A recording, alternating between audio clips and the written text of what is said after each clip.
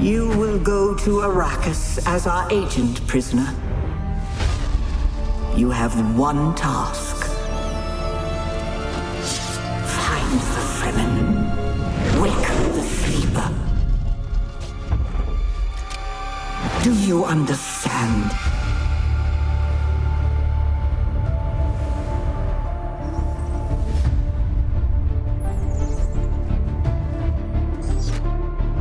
There's been a string of murders across the capital. I don't know who we can trust. You will work with my investigator and stop this killer before he strikes again. Let's go and find out who you are. Bloodline search.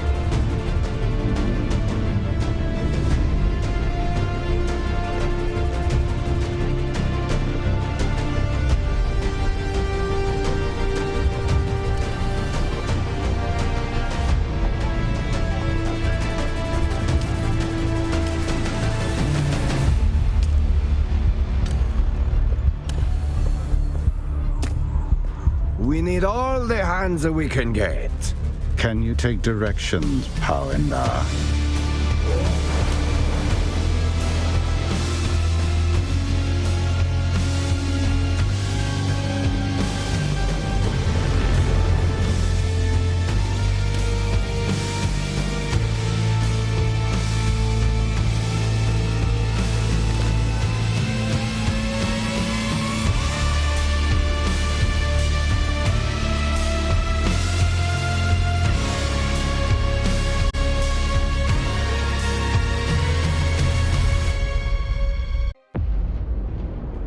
I dream of it, amongst the wild threads of history and the myriad of paths. My path saw the Imperium rise from the ashes left in the wake of the Great Revolt. Thou shalt not make a machine in the likeness of the human mind. With that commandment, new avenues of human potential were explored. Mentats, Suk Doctors, Sword Masters, and the mystical Bene Gesserit Sisterhood. But it was the Navigators and their monopoly on space travel that set the conditions for the Imperium. But I am telling you of the universe you already know. Let me describe the one you do not. In this other universe, my mother, Lady Jessica, consort to Duke Leto Atreides, gave birth to a daughter, a girl they named Ariste.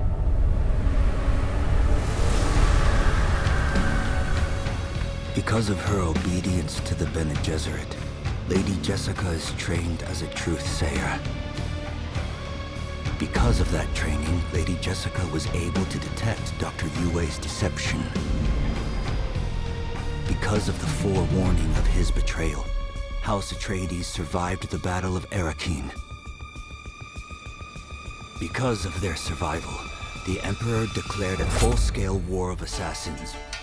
Because of the war, the Sardaukar were deployed to ensure spice shipments continued without interruption. Because of the Sardaukar, the Fremen were eradicated. There was no Muad'Dib, no Lisan al-Gaib, no Kwisatz Haderach. I see a universe where I, Paul Atreides, was never born. All my visions lead to horror, except this one. This one leads to you.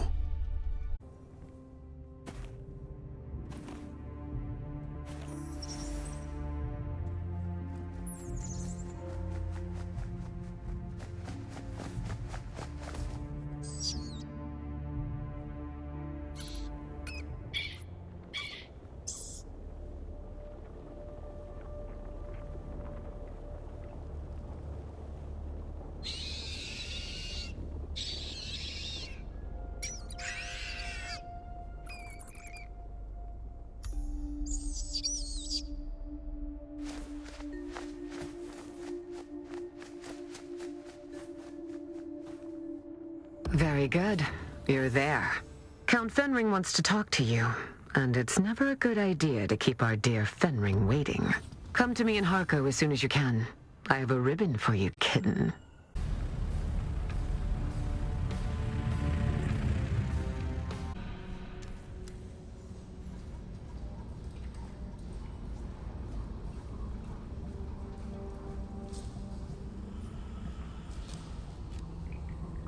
Come in, Pawindar. Come in. State your purpose before my fricassee grows cold. It is barely edible when hot. One would think that in an imperium of 1,000,000 worlds, some culinary aptitude would have developed somewhere.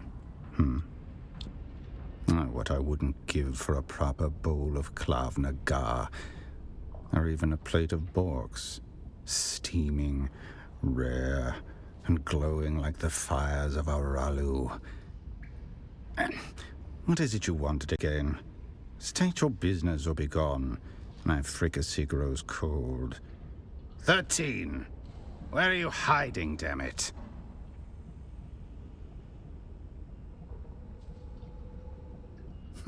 I'm sure you would. What now? Give me all your money.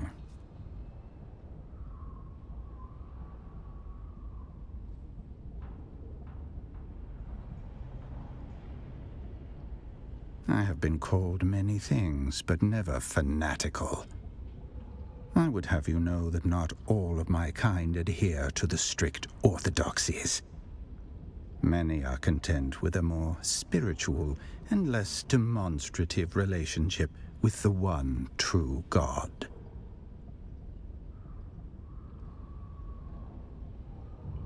I'll tell you this, and this only.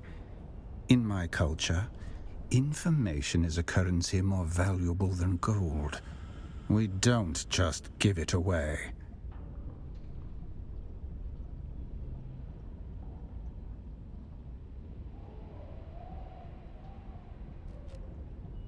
I owe you nothing, Ixion.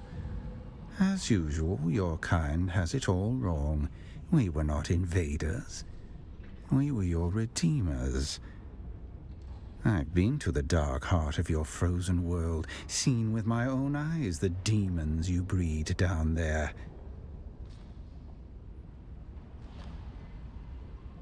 Call them what you will. How eager they were to slaughter your people when we loosed their chains. Until the bitter end. There. Against my better judgment, you have learned something about me that very few know. Take it as a gift, and be gone. 13. 13, where the hell are you, blast it? It's time to show our visitor to the door. I'm sure you would. 13 is my pleasure thrall and servant.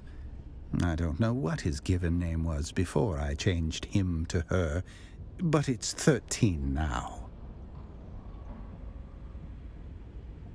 Of course it's a person. I do not make sexual congress with cattle. You again. What? I'm sure you would. What now? 13 is my pleasure thrall, because she displeased me 12 times. You again. What? I'm sure you would. What? I don't know what you're talking about. And yet you live.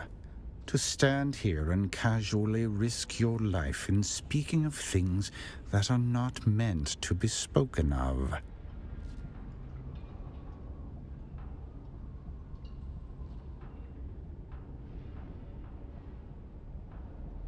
Better you forget whatever it is you think you have seen.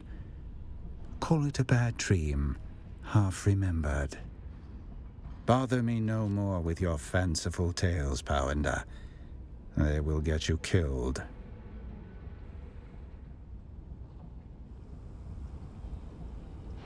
You again. What is it now? Can you take directions, Powendar? You wastelanders have failed me many times before. Never mind.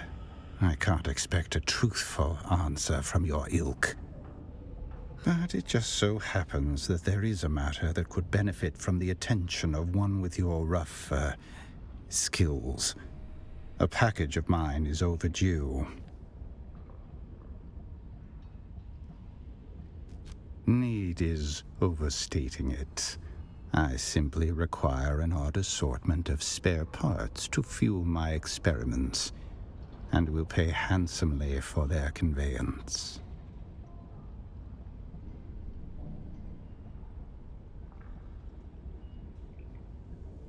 Something about this corrupt world nurtures the greed in your kind, Powendar.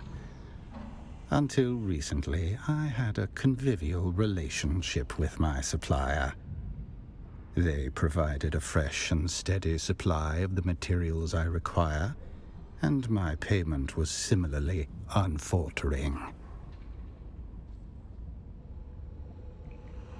They suddenly started demanding 5 times as much for the same product. It's an absolute outrage. I won't pay it. I would if it were so easy, but there are variables I will not bore you with. Still, they hold my package for ransom. It is an outrage.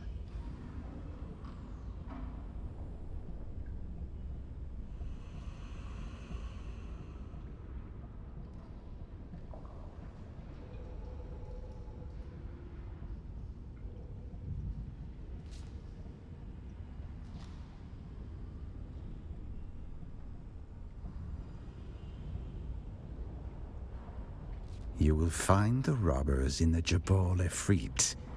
I will amend the contract with the exact coordinates.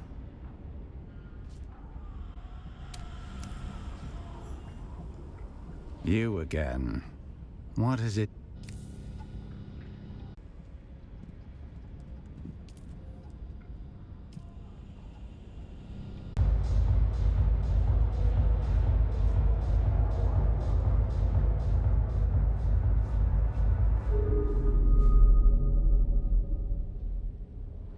Oh, look, the kitten is back. Do we have business? Dangerous to speak that name aloud. Even here, beneath the cone of silence. You understand that we are not official. We are the hidden hand. Our connection offers no protection, only the danger of discovery and a slow death at the hands of those who would thwart the Imperium's interests. You better be. Dangerous times for us all. I hope you're ready, kitten. Well, I didn't ask. I'll have my men take you to him. His instructions are clear. We need to blindfold you first. See? I told you I had a ribbon for you, didn't I, kitten?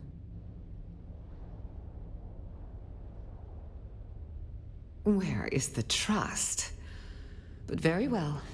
Come back when you want to do this on his terms.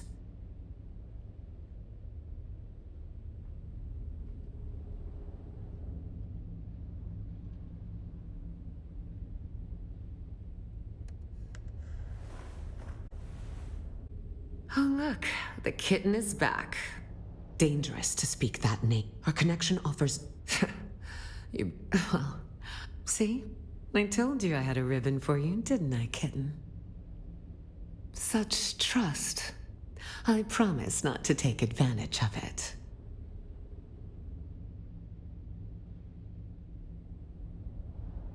Ah, my favorite assassin. I must confess that reading Alara's reports is a rare pleasure. Except this last report. You entered the ruins of old Carthage, accompanied by the outlaw Zantara, and you returned alone. Tell me, what happened down there? As a mentat, your mind is a fortress built on logic and reason.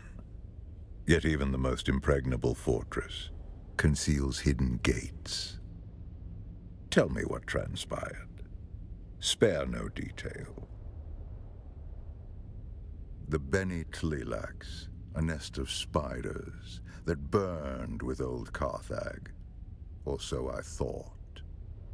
And you, a Gola, the flesh of the fallen, reborn. Fascinating. Your service has earned you answers. Ask.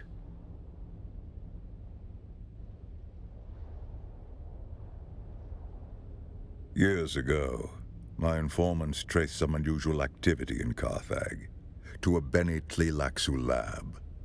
Before we could investigate further, the city was destroyed. The destruction of old Carthag is considered a terrible accident. But was it? I believe it was the Tleilaxu who destroyed the city. A monstrous choice. Destroying innocent lives to cover their profane works. They were the first sign that the Bene Tleilax were not done with Arrakis. My agents began reporting stir-ups among the minor power players. We quickly discovered that these were Tleilax agents, but that they were Gola was unexpected. Nevertheless, I could not allow them to destabilize the region. We must each do our part, and the spice must flow. Unlike clones, who are grown from living cells, Gola are grown from the flesh of one who has died. The process of doing so is knowledge known only to the Bene Tleilax. They make a fortune dealing their blasphemous wares across the Imperium. Spoiled Na Familia will pay extraordinary sums to have their favorite pet or retainer resurrected. But they are never quite the same. No Gola has the memories of its original host. No Gola remembers who they are. If you value the past, or the mind, then Gola are worthless. Indeed, you are a refinement. Your compulsion doesn't drive you to madness as it did the ones who came before you. You have a great deal of imprinting. You can learn skills that take decades to develop in a short amount of time. And, fascinatingly, you don't have the appearance of whoever you are originally grown from. Perhaps that is the clue. You must have been someone with a recognizable face.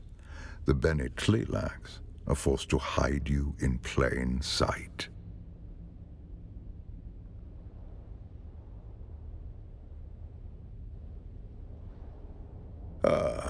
It's plausible. You seem designed to be anonymous. It seems highly unlikely. Such experiments would be psychologically unstable. Perhaps we can discover the answer together. Recently, there has been a string of murders in Arrakeen. The victims have all been my agents at one time or another. A Tleilax retaliation for your efforts on my behalf. My chief inspector believes so.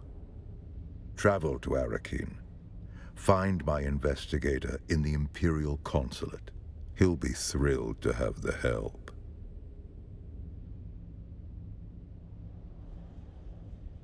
I expect nothing but excellence from you. Report to Alara when you are done. I will continue research into your origins.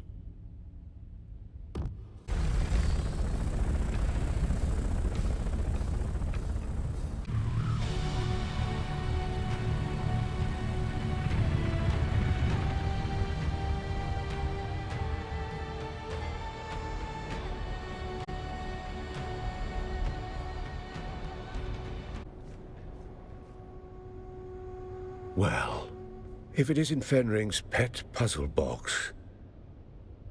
Last we met, there was a Sardaukar blade against your throat, and I was debating how best to make you scream.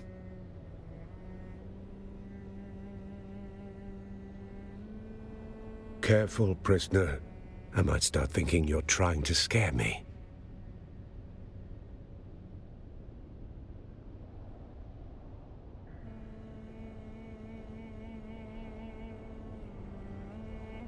Threats and promises.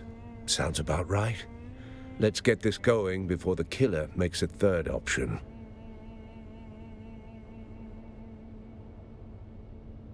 We don't have time for guesswork. But rushing breeds mistakes, and mistakes mean more blood on the streets. This killer is methodical, precise, and they won't stop until the job's done. There's a pattern to the victims. Find it, and you might catch them in the act. If the killer's still here, and we believe they are, then this is our best, and maybe only, chance to stop them. And make no mistake, if the Bennett Tleilaxu are involved, this isn't just a string of murders. It's a purge, carefully planned and devastating. A threat not only to Arrakeen, but to the stability of the entire Imperium. There is no we. You go out and dig. I stay here and wait for the results. Don't come back empty-handed.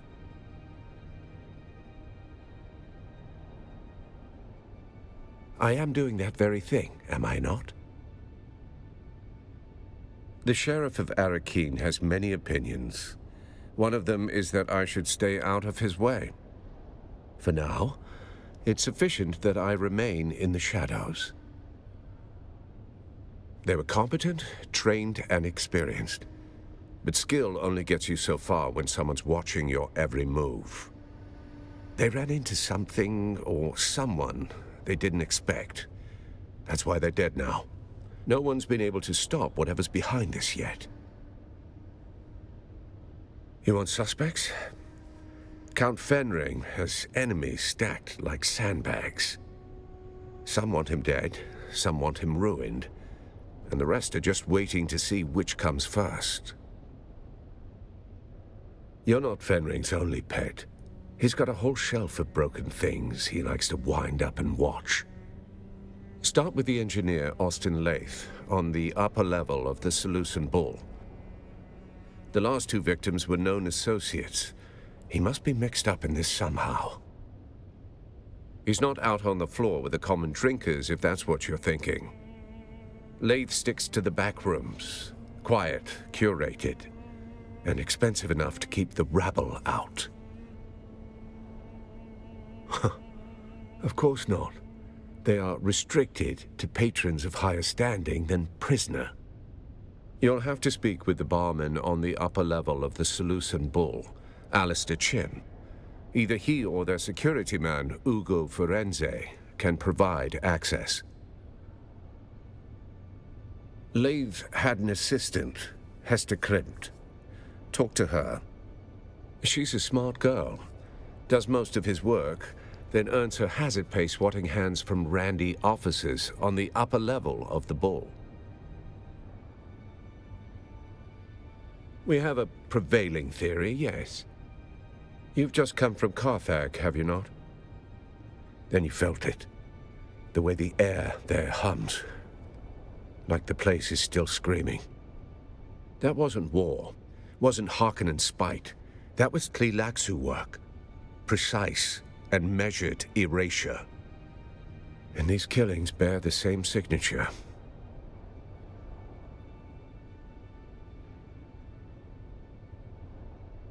Makes a tidy cover story, wouldn't you say? The Tleilaxu had a secret foothold under Carthag. You saw it. Hidden labs. Vaults full of nightmares. Things that don't belong on any world. Then someone found it. And when it wasn't secret anymore, they burned the city to cover their tracks. It would seem that the Tleilaxu believe that, yes. I believe the exact who of it doesn't really matter anymore. For the Tlilaxu, a single breach warrants annihilation. They'll burn the whole house down just to kill the mouse. Then they're not done burning. They'll keep going house by house, room by room, name by name, until the scent's gone and the ash settles. Agent doesn't mean what you think here. Fenring's people aren't all cloak and dagger types. More like a specialized bunch of killers and survivors. You fit in better than you realize. If only I had a dossier and a drink menu. Find the man. You'll learn more in 5 minutes than I could tell you in 10. Should you require further guidance, return to me.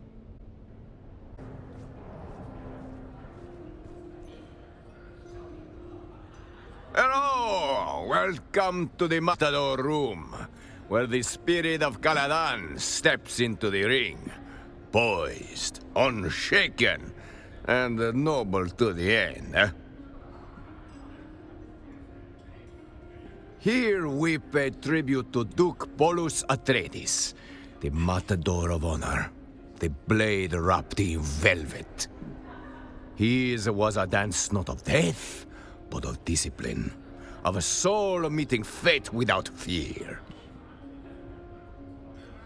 But as the sea shapes the shore, so too does courage shape legacy. Enter as guest, remain as kin. For this is a house where dignity does not bow. If you need anything, do not hesitate. Master Chim and I are here to serve.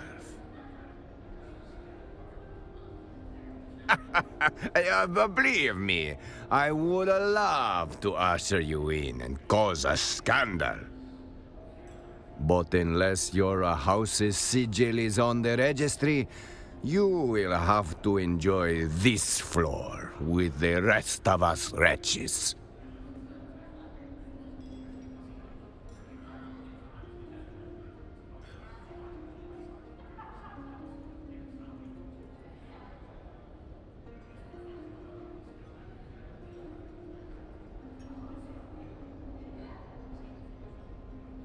Follow all the leads you want, friend. But not past that curtain. I don't bend the rules just because someone sounds serious. Besides, the room is on lockdown. I'm just the gatekeeper here. A minor medical incident with a patron. We are grateful for your patience. Of course, discretion and propriety forbid me from disclosing the activities of our patrons. You understand.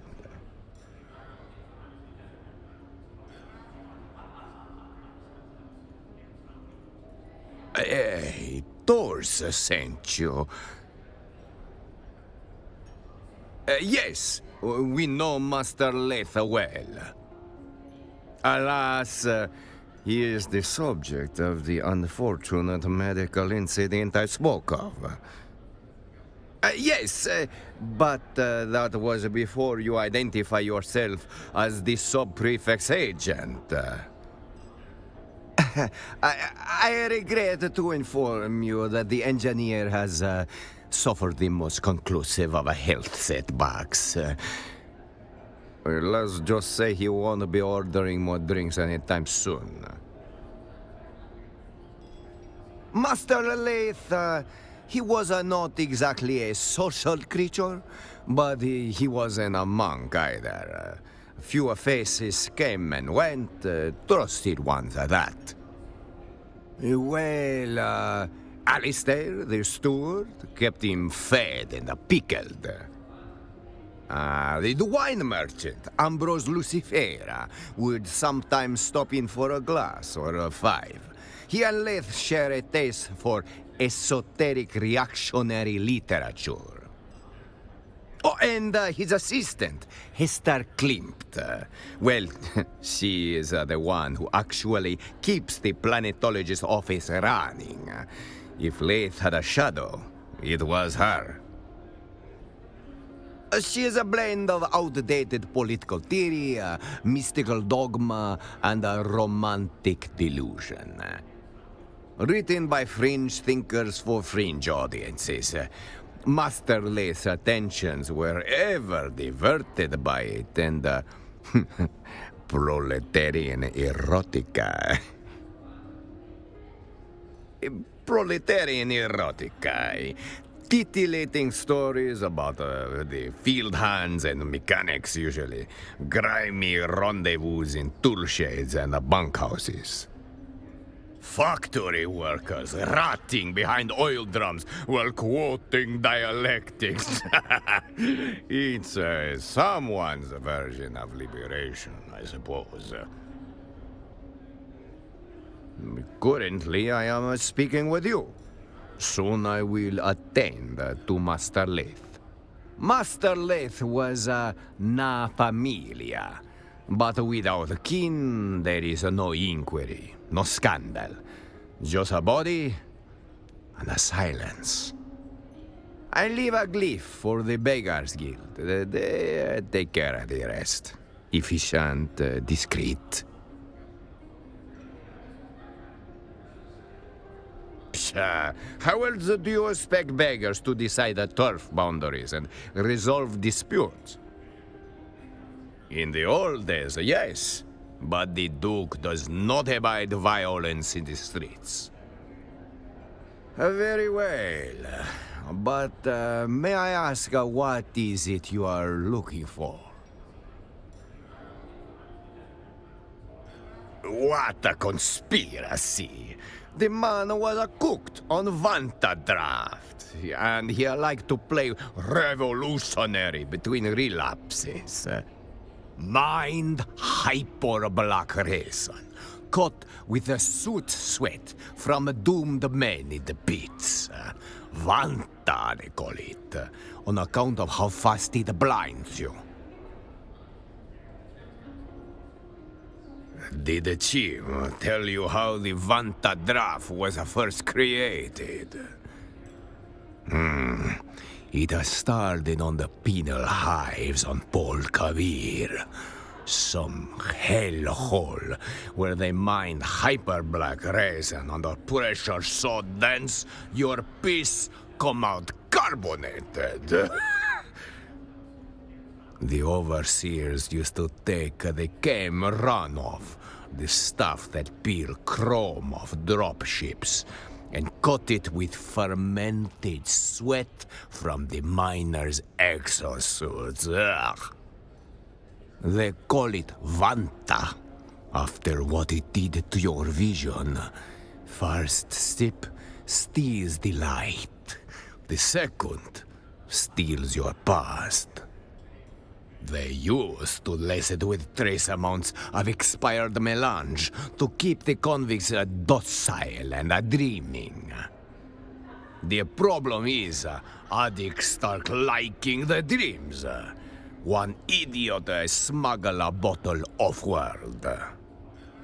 Ended up in a noble's glass on Giddy Prime. And boom! Now it's a fashion statement. Very well. I grant you access to the lounge, but I make it quick. Please, wave your little wand around. You will see what I saw. The trail of a man who burned from the inside out.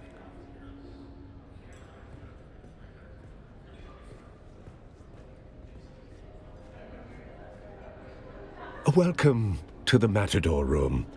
If you're here for shade, spirits, or secrets, you found the right bar. If you're here for honesty, I suggest dehydration.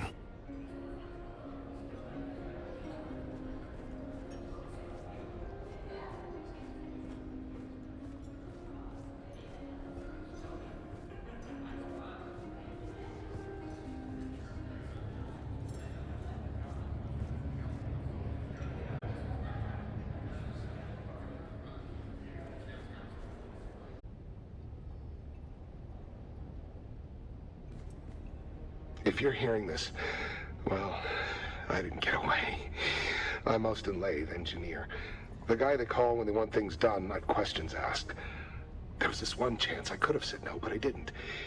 I crunched the numbers, fine-tuned them. That was all it took to bring down the ceiling on 1,000,000 lives. I didn't press the button, but I knew it was coming. I just didn't want to disappoint the guy who asked. They gave me a new title, a nicer coat, called me Na Familia. But after that, they wouldn't look me in the eye. And the thing I hear over and over, it's not the blast, it's my silence. When I found this pamphlet stuck behind a sink, you dig, you sweat, you die, and your work builds opera houses on worlds you'll never see. There was a sandfly stamped on the back, razor wings, sickle-shaped stinger. What bleeds in silence must one day sing. Didn't get it then, but those words stuck.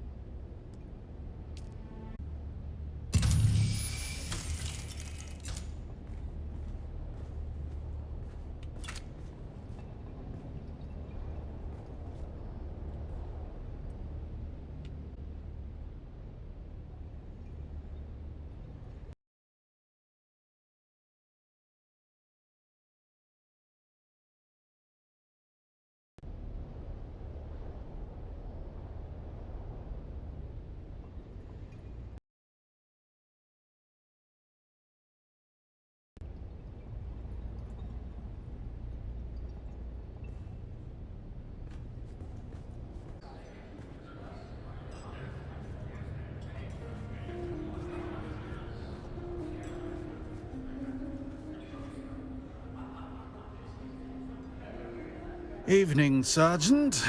Am I being redeployed to the gutter, or just the curb?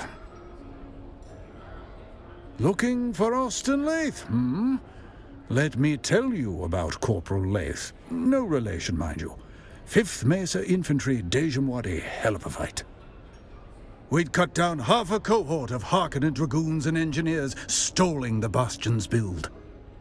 One blink too long, and we were marked. Last fire from the Bastion's shadow, pinning us down, peeling men apart. But Corporal Lathe, he moved through that ruin like it was his own grave. Blood on the stone, breath like ash.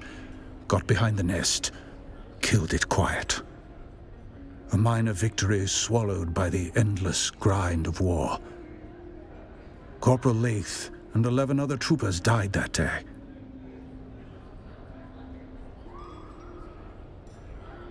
You want a hero's tale, that's it. But don't expect the Lathe you're chasing to be like that. Different man. This one's just a ghost story for fools at the bar. I hope your Lathe is alive. Mine surely isn't.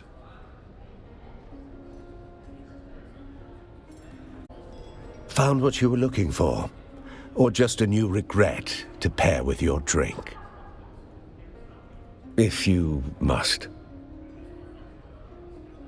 Saw him when he came in to measure his vantage raft, fussed with the paw like a chemist balancing a toxin.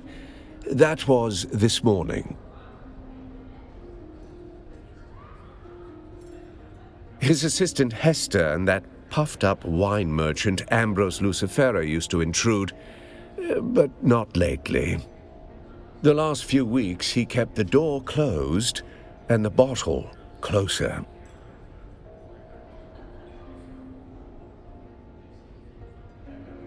What was he reading? I don't always keep up.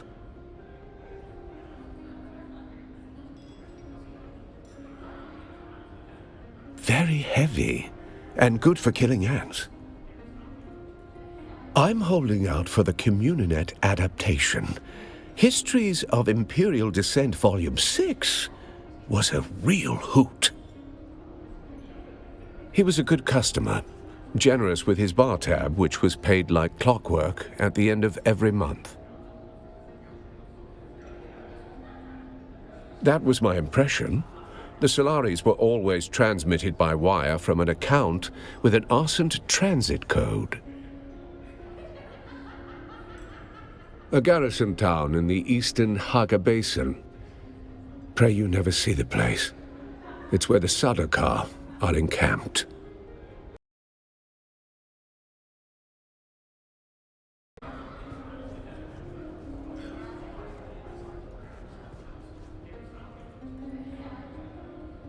Ah, you are back. How can I help?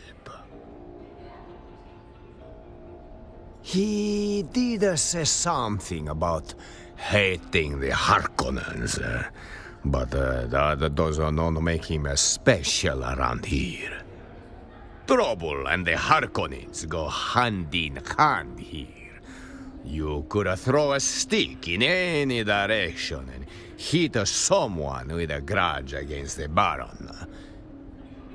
But a murder here? Right under Hawat's nose. That is not just bold. She is near impossible. You would need more than hate or ambition. It would take something special to earn that.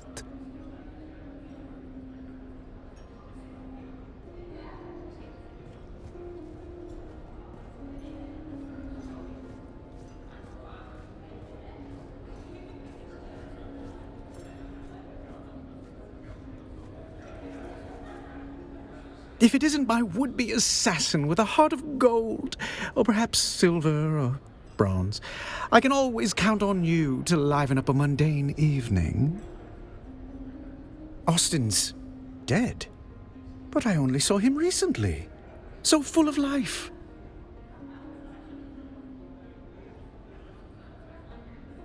Wait, is this a potential murder investigation? How charmingly macabre! Do you really think someone murdered poor Austin? Shh, don't spoil it. Yes, I simply must be involved. How might I facilitate your sleuthery?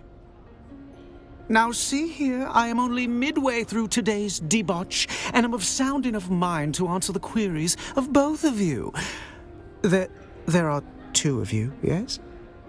I jest. Oh, do lighten up. This isn't a funeral, it's a possible murder scene. I've already imbibed several libations in dear Estim's memory. Yes, of course. Carry on. My occasional drinking companion has an education in engineering. If anything, he's even more of a man of leisure than I. He has an advisory position at the Imperial Planetologist's office, though I don't believe he's ever set foot in that office. He's here more often than even I. If you ask me, and you have, he curried the favor of someone powerful to receive such a cushy job. Well, his carnal pursuits are prodigious. He worked his way through nearly all of Arakeen's eligible ladies. The man knows how to pitch woo prolifically. It's been a most unusual pleasure. Should you discover any more juicy details, I'll be here, keeping vigil for poor Austin.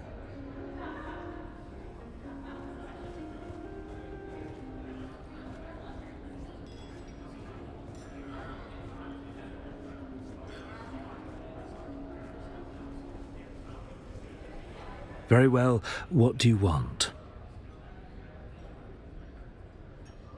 He's finally dead. How do... Actually, I don't want to know the details. He will be expunged from the records. Nobody will know he even came to Arrakis. Did you hear, Portavoy? We finally win. There is nobody to challenge us for the title of Imperial Planetologist anymore.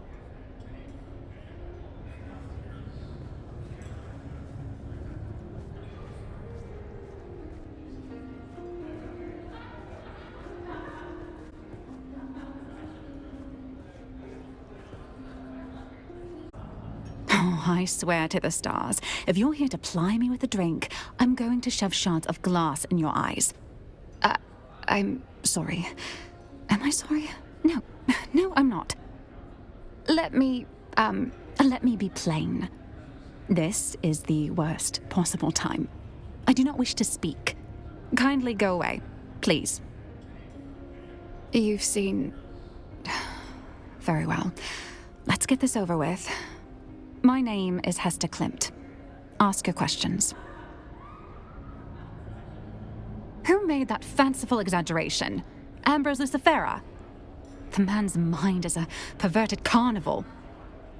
I saw nothing to suggest anything of the sort. Now that sounds like a fanciful exaggeration.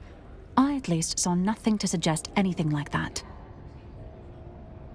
I was his assistant. We worked together at the Imperial Planetologist's office. That's the extent of our relationship. He was my boss. I didn't know him outside of the workplace. I can't be of any more help than that. Adequate. He was... adequate. At any rate, he's dead now, leaving me sorting out a mountain of chaos. Damn him. Sorry. No. And what does it matter? There's no foul play. Unless you have some compelling evidence or medical training, I have to deal with the fallout now. Now, if you'll excuse me, I have to prepare. I have to clean out his office. I have to prepare for his replacement. There's too much.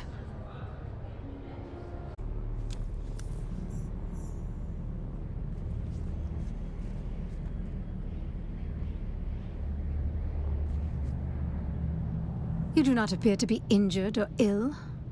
So what brings you to my clinic? What would you like to know? That is correct. After the Butlerian Jihad and centuries of calamity, the greatest researchers and doctors came together to form the Suk Inner School. In a cold universe, humanity needs protection and care. We were part of the push for greater human potential after the fall of the thinking machines. Well said. While our skills are prized, our true value is in our imperial conditioning, which makes it impossible for us to betray our patrons or harm a human. I can say that imperial conditioning is absolute, or as near an absolute as one can aspire. Breaking it would be nearly impossible and unprecedented.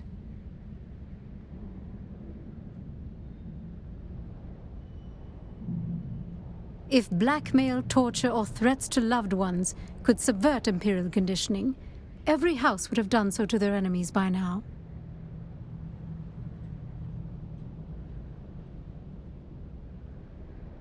I can say that imperial conditioning is if blackmail, torture, or threats to loved ones, of course. My clinic is plagued with troubles. Perhaps you can help me.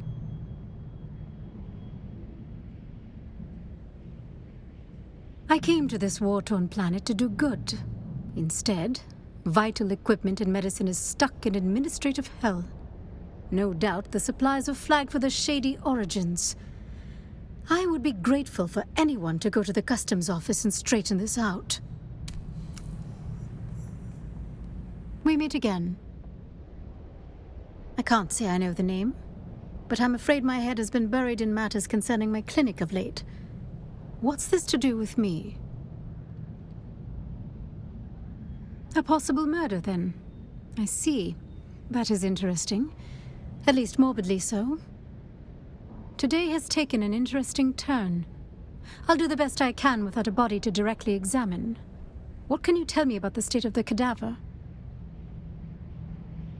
That could definitely support suspicions of poison. However, there are myriad other medical reasons that could cause such discoloration. A poison snooper would be the most expedient method. I'm afraid I don't have any snoopers at all. My supplies are lacking in general at the moment. If I knew that, I'd have one already. But I'm not exactly familiar with the more illicit sources of goods in Arakeen. Next. Ah, yes. Nailia Shafat, the Souk doctor. I'm afraid she was flagged for a special screening due to security concerns. You'll need a T-797 permit. Let's just say the vendors weren't exactly reputable. There are suspicions of criminal activity, or worse, Harkonnen involvement. We need to be sure. I beg your pardon.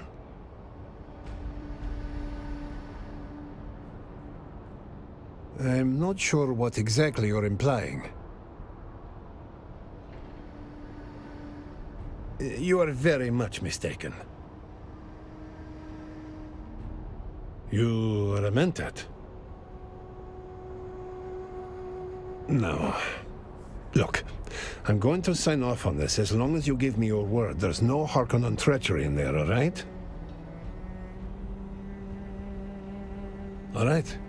You're all set then.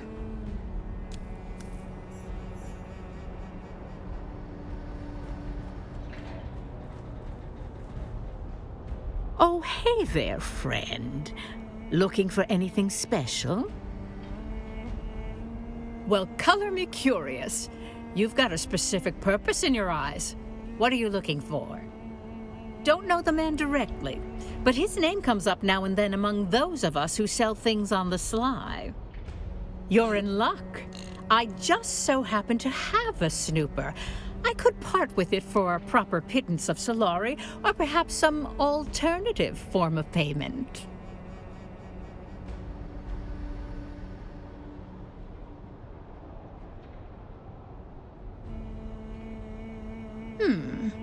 Perhaps it would. You suspect correctly. I think we can make a deal.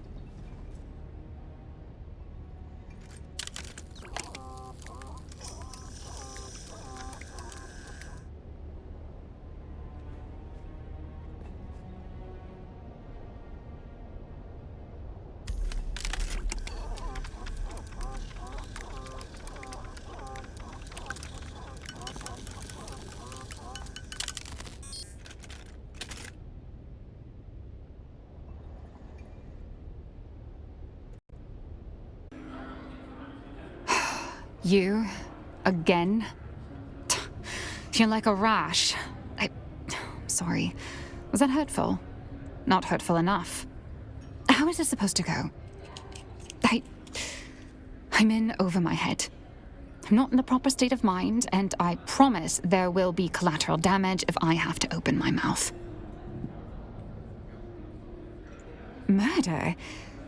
That's impossible. I don't... How could you... How? No, there's clearly been a mistake. The situation is insane enough without these wild theories.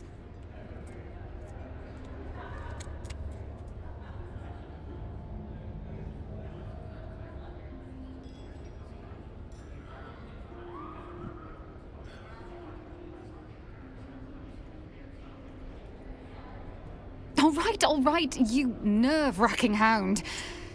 Let me think. Perhaps I do know something that would help. Ask your questions. Stranger than usual? He did become extra agitated. Paranoid, even. Particularly after a meeting with a strange woman. A redhead. He met with her in a closed room for hours. He came out, distressed, immediately ordering a thopter transport for the following day. I didn't recognize her. She looked, noble, perhaps.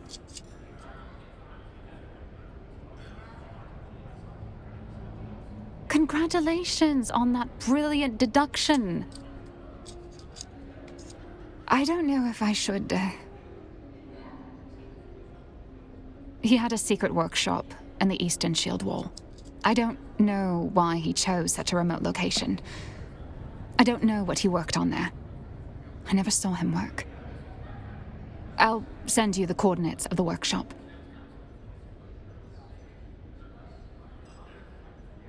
I understand. Let's get this over with. Murder. I just can't believe... Well... The more I think about it, someone murdering Austin isn't so unbelievable. I don't know what to believe. Austin wasn't a conventional boss. He rarely came into the office. A dysfunctional workplace, to say the least. No guidance, little teaching, nothing. With the absence of Cyprian Io, I've been taught nothing. I've had to figure it out as I go, running the day-to-day affairs in the chaos. In essence, I'm the acting planetologist of Arrakis. It's ludicrous. I'm in over my head. Damn Austin. Or rest in peace. Or both. I'm losing my mind. I've long suspected someone owes him a major favor. That's just speculation. You should understand. Austin was a brilliant engineer, as near as I can tell. But something shattered him at some point. He's a shadow of who he was. It wasn't any one thing or any describable clue. Just a million tiny intangibles taken in while being around him. Something had him guilt-racked.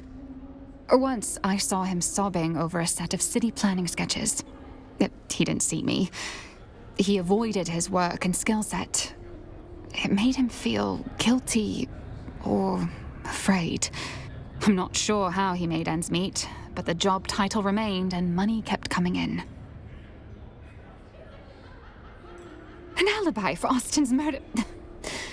I was out on business that Austin had been neglecting. I'm afraid the only proof I can show are piles of hastily prepared paperwork. Alistair and Ugo have access to any room in the Seleucid Ball, of course. I know I've seen Ambrose Lucifera in and out of there. Isn't that the thing about murder? We're often surprised by who is capable. I suppose Ugo and Alistair might have their own shady dealings. But I can't imagine them killing someone in their own establishment. And Ambrose seems too ridiculous. I don't know. Was that some sort of revolutionary manifesto? I don't know much about the book itself, other than Austin was reading it obsessively recently.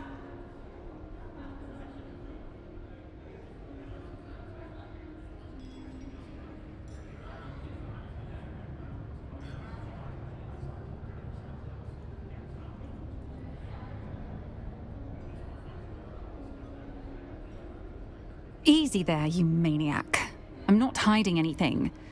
I just didn't have any conversations with Austin about his reading. I don't know if it is any way connected, but Austin's political demeanor was becoming more, I suppose, militant.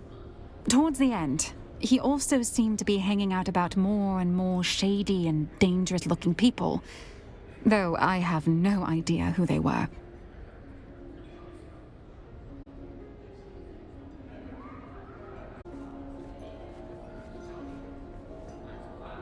Ah, the return of our intrepid sleuth hound. Has the plot thickened? Oh, do say the plot has thickened. Why, I should think you'd be the resident expert on poisons with your involvement in the farcical plot to assassinate me. That was you, wasn't it? Just a jest at your expense. All water under the bridge, I assure you. Why, some of my closest friends have tried to murder me at one time or another. Now, what were we talking about? A proper murder mystery, and I'm a suspect. How wickedly romantic. Perhaps I felt a deadly envy toward my dear friend. Nothing comes to mind. He was a sad sack of wine, whereas I am rather fabulous. Come to think of it, we weren't very close friends. Pshaw, we can hammer out a motive later. I'm just glad to be in the rogues gallery of this caper.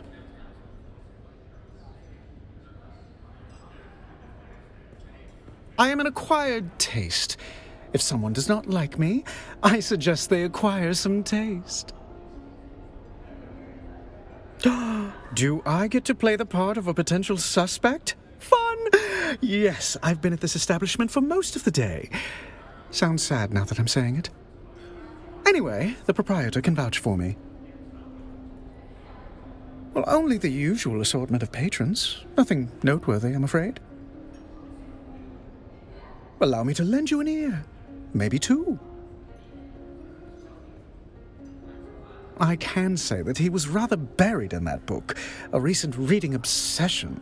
He even had it open at the bar, barely registering the people around. I was mildly put off by all the finger-licking he did whilst turning the pages, but if moisture is needed on Arrakis, one must simply supply it themselves. Oh, yes, that was the most scandalous bit about it. A rather controversial text full of criticisms of the Empire. The title was, Histories of Imperial Descent, Volume 7, The Ikaz Revolt, Causes, Conduct, and Consequences Within the Imperium. Or something thereabouts. Come to think of it, he also recently read a banned Sandflies manifesto titled Wings in the Dark, Notes Toward a Future Without Chains. Yes, well, I simply must petition my house to change our motto to, For we are high functioning.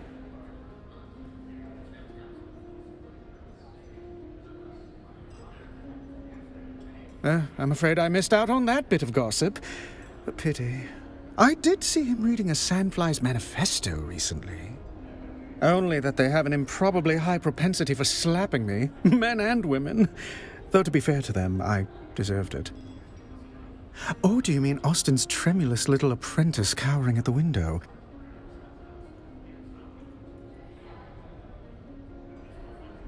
In that case, no.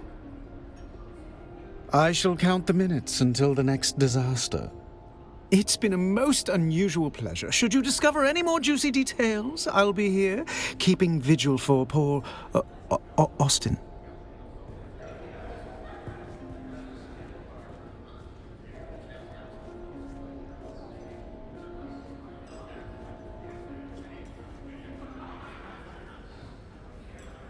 Very well, what do you want?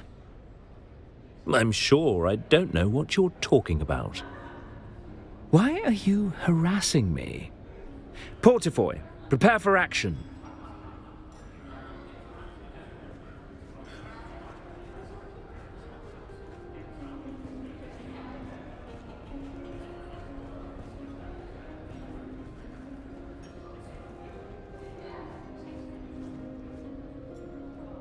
Found what you were looking for? Or just a new regret to pair with your drink? I believe you are mistaken. Master Lathe is under the influence of something quite spiritual. Vantadraft. Known side effects include coma, confession, and occasionally death. But let's be generous and assume the middle one. You're right, no games. Just a corpse in the Espada room, and a list of insults I had hoped to use before Vantadraft finished what regret started. Murdered? No. Master Lathe was far too committed to slow, deliberate self-annihilation, not flashy enough for murder. Self-loathing's not a flaw in this town. It's a currency, and Master Lathe had it to spare. He spent it on bad liquor, bad romance, and bad books, in that general order. Vantadraft poured black as regret. The real stuff, illegal with a trace of poison, mined in barrels, not bottled. Master Lathe said it was the only drink honest enough to finish what he started. Not officially. Just a spice stabilizer that got banned in 3 systems. Makes the color pretty. Also kills your liver. Depending on who you ask, that's a feature.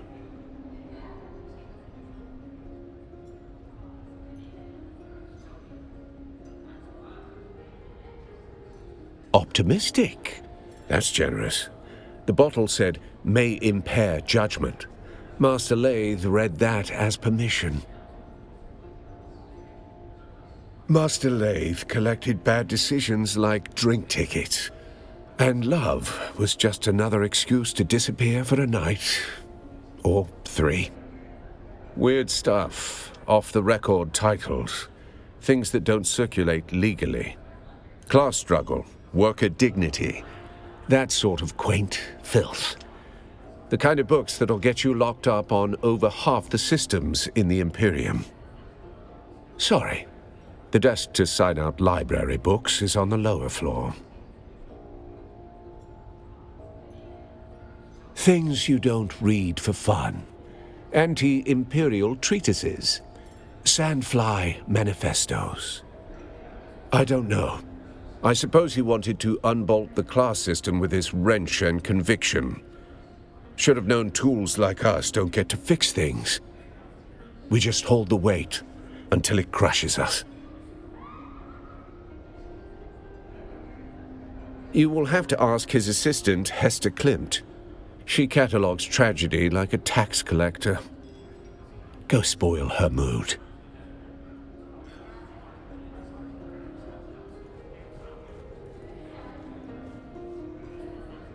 Ah, you are back. How can I help? Names and colors, they come and go like a desert winds. If Master Lathe was seen with a red head, perhaps she was just another storm passing through. Red hair is common enough. If she had a business with Master Lathe, I was not privy to it.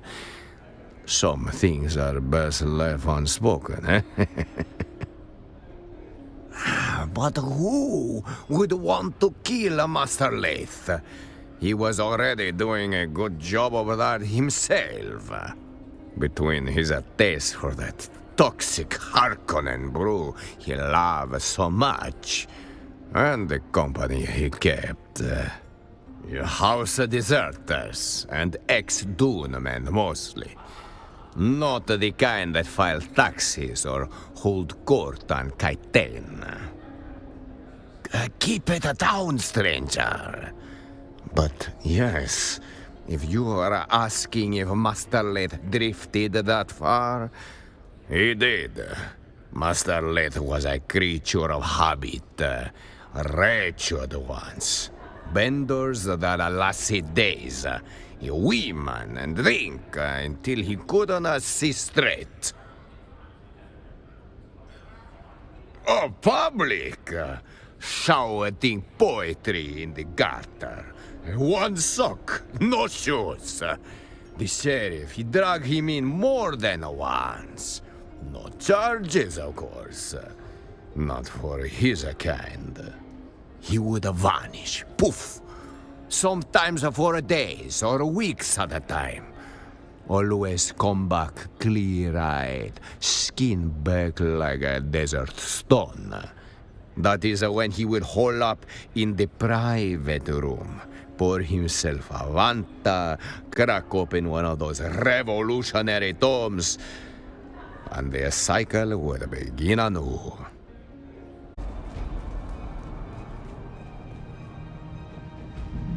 Hello and greetings. On behalf of the Attar household, I am afraid we are not acquainted.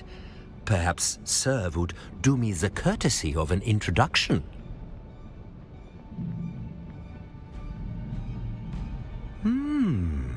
Sir is indubitably prescient. My masters require just such an agent to untangle certain complications. Sir's timing is impeccable. House Attar has interests in infrastructure and takes pride in restoring the damages done during the Battle of Arrakeen. To celebrate this next phase in the project, House Attar is throwing a banquet of no small magnificence. However, we have run into complications. We are woefully short-staffed. Perhaps Sir can help in assessing some food crates, look into a tardy dress, and find some missing Caledonian brandy. If the state of affairs is not improved, the banquet will be a disaster. Such perceived incompetence would endanger our house's hard-won status. Indeed, sir, since childhood's hour, from a servant boy to major domo, I take great pleasure in my service.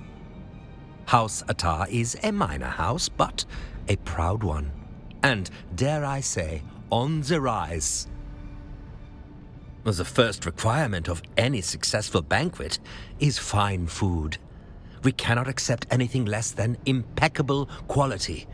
Secondly, it must be safe.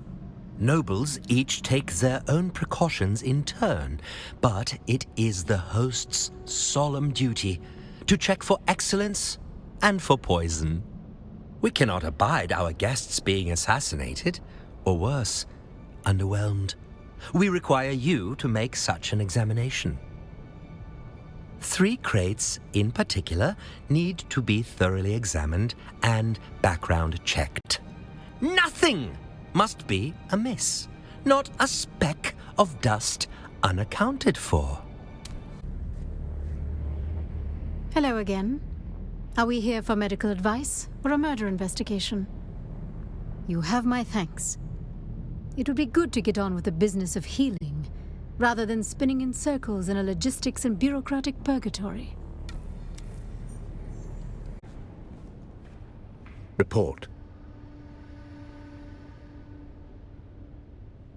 Then our lead is cold, along with the corpse.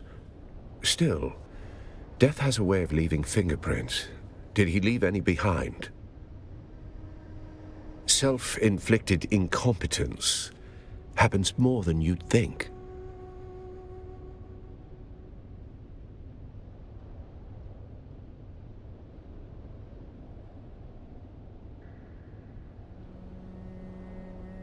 Froth suggests seizure, or poison, or both. His usual habits might have masked something more deliberate. I see. Then I suggest you speak with our resident Sook, Dr. Shafat. Perhaps she can clarify what your untrained eyes cannot. Dr. Shafat keeps a back alley surgery near the entrance. Curious how the Sooks so often favor squalor over station. Report. You rattled her then? Good. Did anything shake loose? Did she say where? If he was running, that's the direction we look. Very good.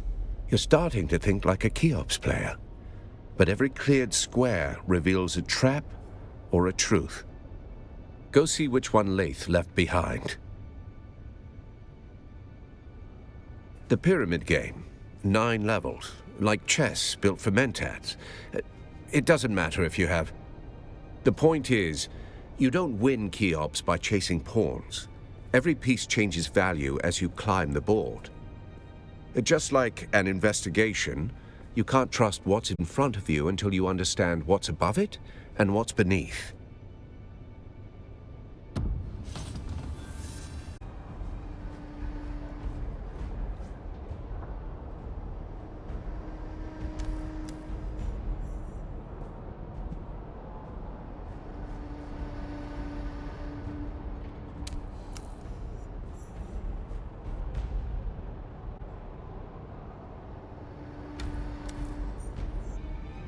How may I be of service?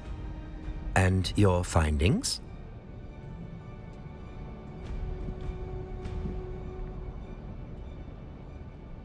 Sir will forgive me for examining the crates myself.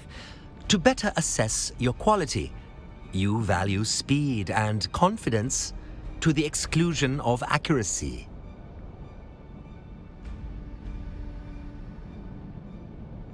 My masters deserve more perfect tools, but we needs must work with what is on hand.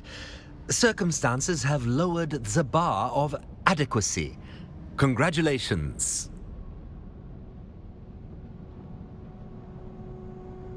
Correct.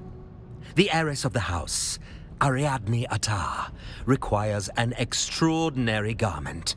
More than a dress, this is a matter of courtly etiquette. Speak to Ariadne. She can explain the particulars better than this humble servant.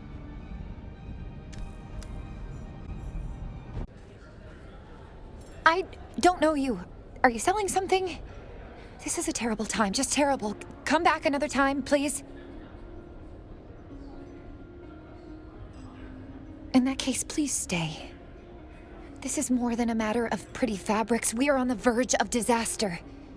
Courtly maneuvers are more than mere frivolity. You see, it's not just a dress, but part of a grand tapestry of deadly pageantry. My family depends on everything being perfect. I must do my part. My family worked hard to raise the status of our house. Showing up in, say, the same dress as Aristae Atreides would do real damage to that effort. I did not give you leave to address me familiar. I am Lady Athar. Well, not yet, but I must practice bearing the weight of that title. However, your help is appreciated. I don't need you to understand my world, only to act and to get me that dress by whatever means necessary. Go see my tailor. His tardiness is beyond bearing. Do what you must to produce the finest dress. And do hurry. If O'Gary can't make it happen, like as not, it's not meant to happen. Let's see what we can figure out. Oh yeah, their family name is O'Gary. But his voice actor is different from the radio. He sounds different in the radio. He's Sally's father. What? What a specific and pointed question. What would make a body ask something like that? Beg pardon?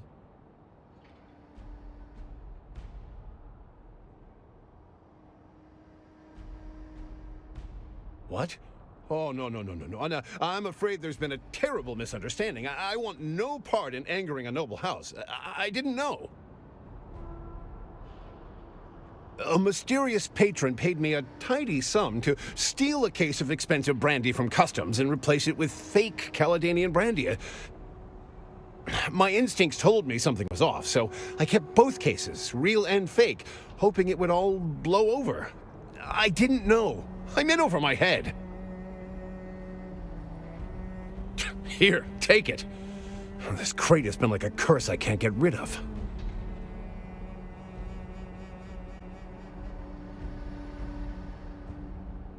Deal. I don't want any trouble with a noble house.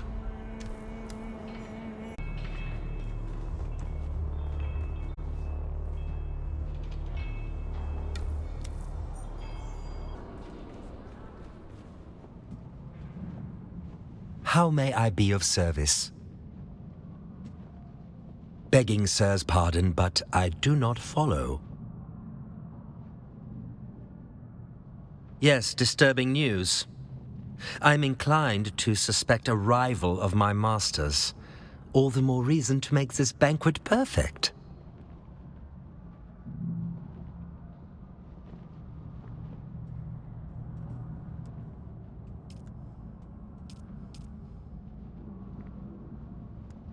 This may very well save the banquet. I implore, sir, to forgive my harsher assessment of you at the start. I misjudged you.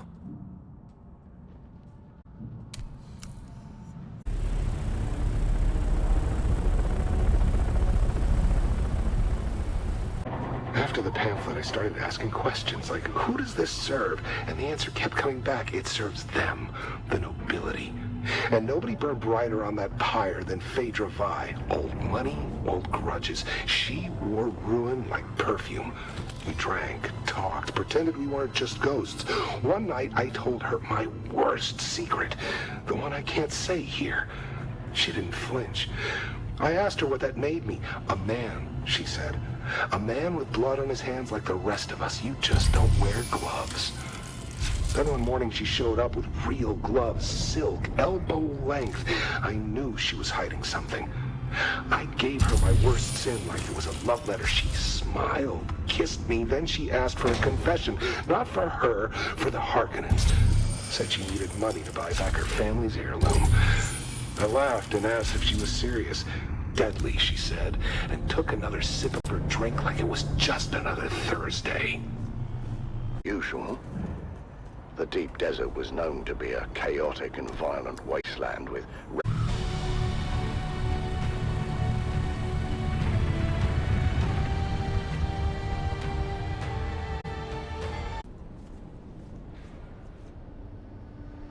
You've been to the workshop. Did our engineer leave anything behind besides regrets? Well, you're still alive, so I assume the greeting committee took it poorly. What did you find? What kind of annotations?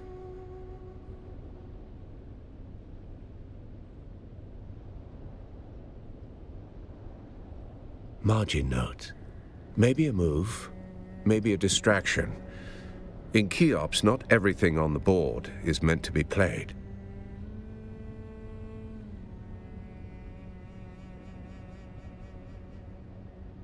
Phaedra Vi. Now there's a name from the past. Didn't realize she was still drawing breath. Complicated. Phaedra Vi is a man-eater. She doesn't flirt, she hunts. And when she sets her sights, the ending is never in doubt. I knew men, smart ones who thought they were the exception, that they could handle her. They're not around to argue the point. Of course she was.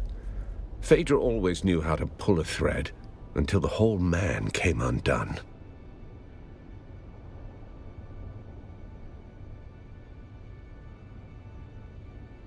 You want answers? Go see Phaedra Vi. You'll find her apartment in the Upper Central Plaza. Watch your step.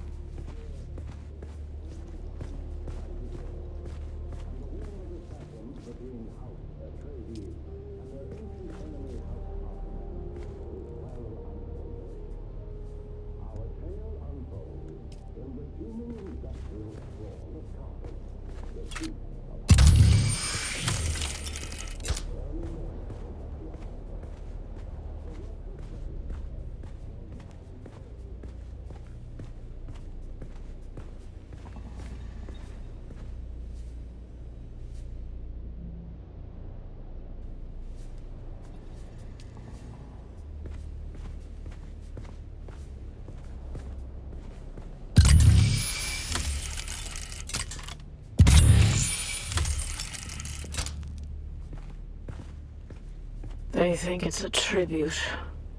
A grand revival. I'm hosting it after all. Who better? The same fools who couldn't spell Genusian if I bled it onto parchment. Dressing up the corpse of old Carthage in borrowed silks like that makes it breathe again. But that night, it wasn't a party. It was the last time the world bent around me. I ruled it for a single night, and nothing that came after ever mattered.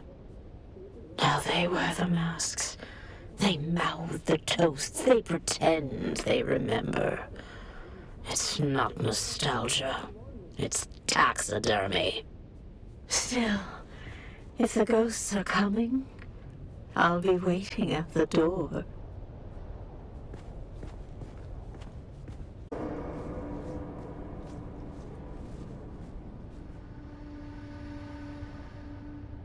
Did you see Phaedra?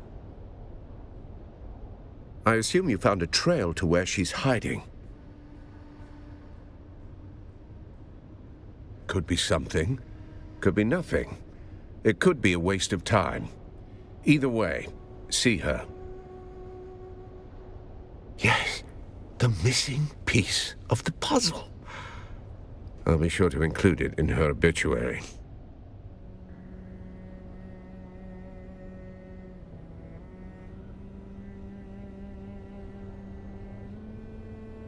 Interesting. Then I hope your Thopter's gassed and waiting, because you're headed into the deep desert. Oh, hey there, friend. Looking for anything special? That's not normally a good eye trade-in. I'm more hands-on. And I've got lots of customers, each with their own sordid affairs. None of my business. Some questions are dangerous to even voice. You best be leaving.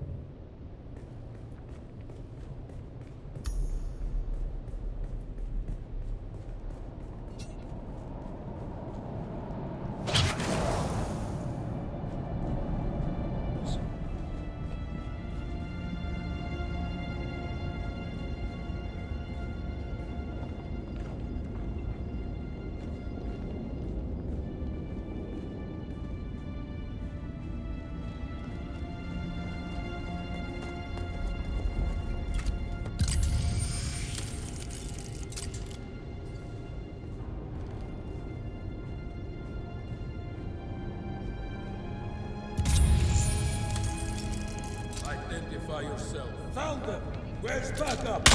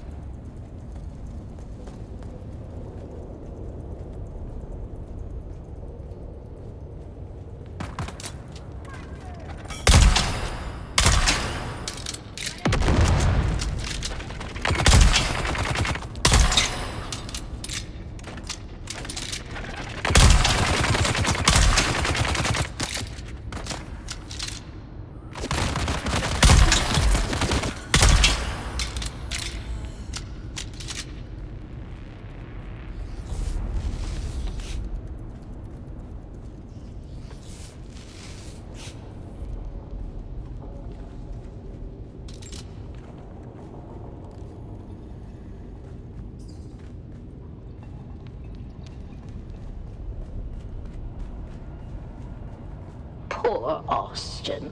He thought I wanted justice. He thought I cared. What I wanted was my grandmother's necklace. The Star of Wisova. 6 generations of Vais wore it. Smuggled from Ikaz in a corset lined with blood. Gone when Carthag went up in flame.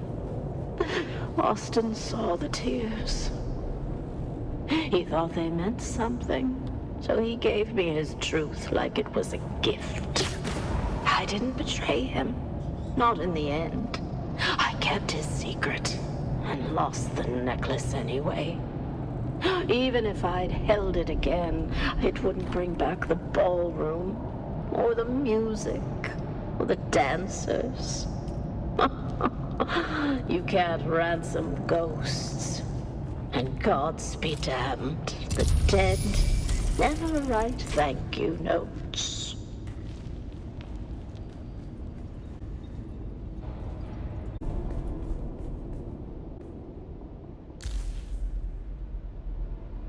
I wanted justice. He thought I cared. What I want.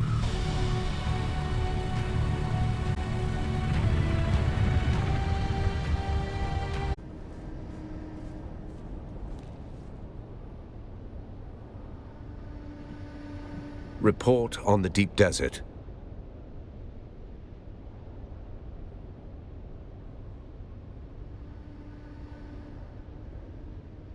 Murder's noise. Cargo is signal. What kind of high value? Let me see it. Yes, I recognize some of these names. Tell me what you see.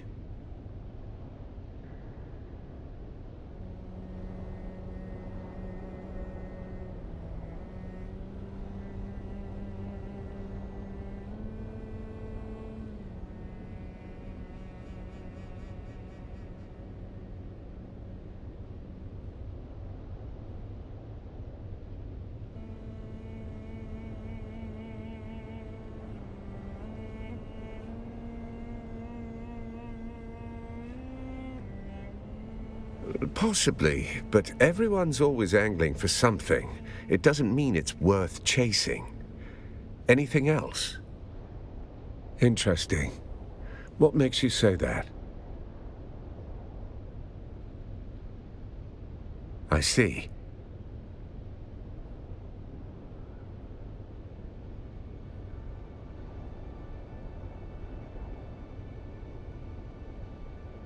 You met with her? Somehow I missed that in your cheerful updates.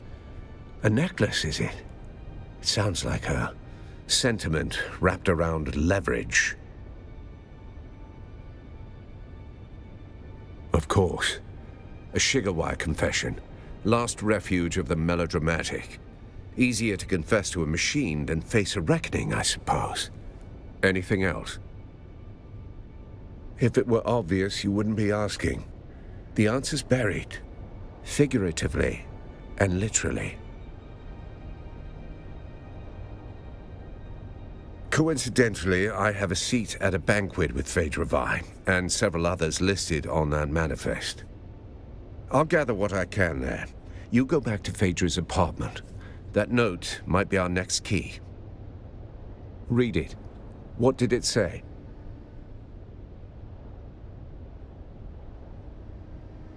Ah, subtle as ever. She's leaving you a memory dressed as a riddle. What do you need help with? She's not subtle. Find the picture. She's telling you where the lock is, or the key.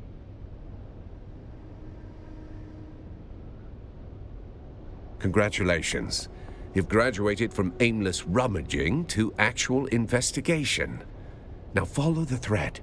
Those portraits are saying something. There aren't many once great cities around here, are there? I assume you can guess what city she's talking about.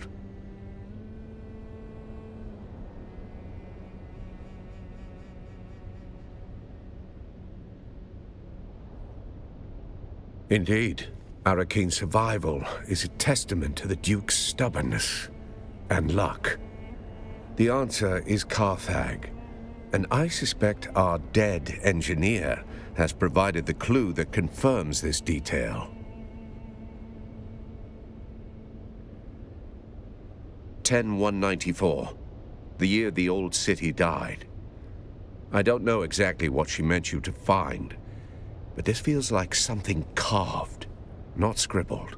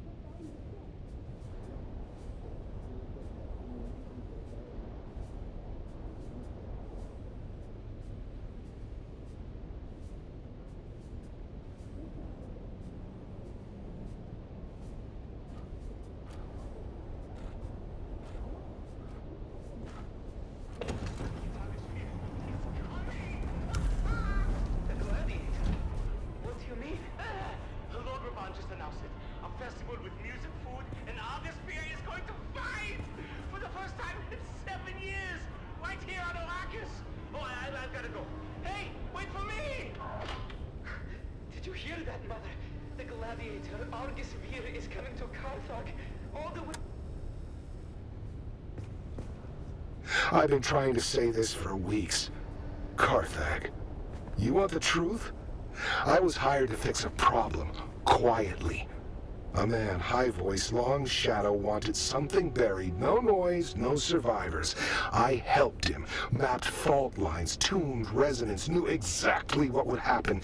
They paid me, gave me a new collar, a title I never earned. Carthag fell. You've seen the ash. But I laid the tracks. When the train came, I looked away. The nightmares aren't fire or screams, they're silence. That moment before, I could have said no. Now it's inside me. The rot. I drink, I work, I don't sleep. Take this, sell it, burn it. Just remember, someone knew, even if I don't tomorrow. The Dune men say first silence, then dust, then wings in the dark. I used to think it was poetry. Now, it feels like a countdown.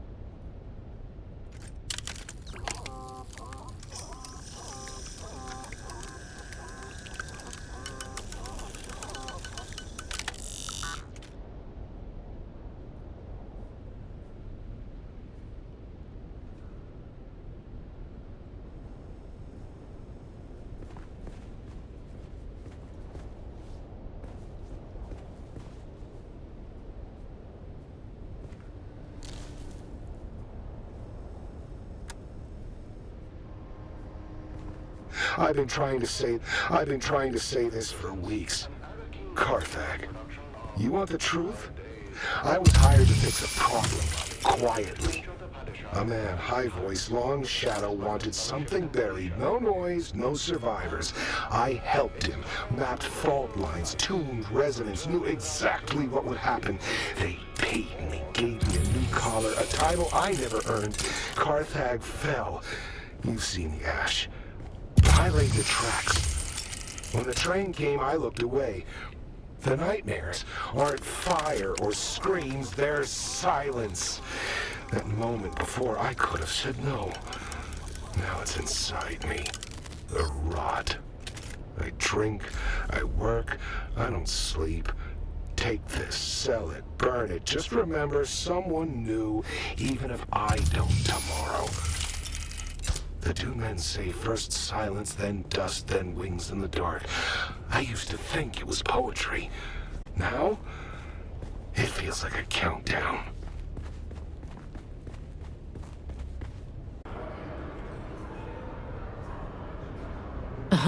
You're the one answering our contract? I'll take it you're not with command. I don't like having to ask for help. But this isn't the sort of thing I can solve with a field op and a clean shot.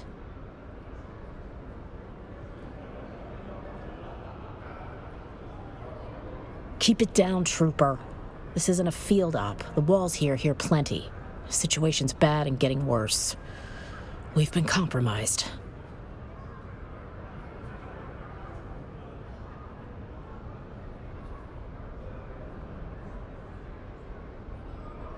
It's not the kind of sitrep I like giving, trooper. We've got a leak. And it starts with me. Not alone, no. Ineus, Senior Lieutenant, 69th Assault. He's the other half of this mess. We got caught with our armor off, me and Ineus. It was private and stupid. And someone got it on tape. Then you know how deep it cuts. Ineus has his own version. You'll find him at the residency courtyard.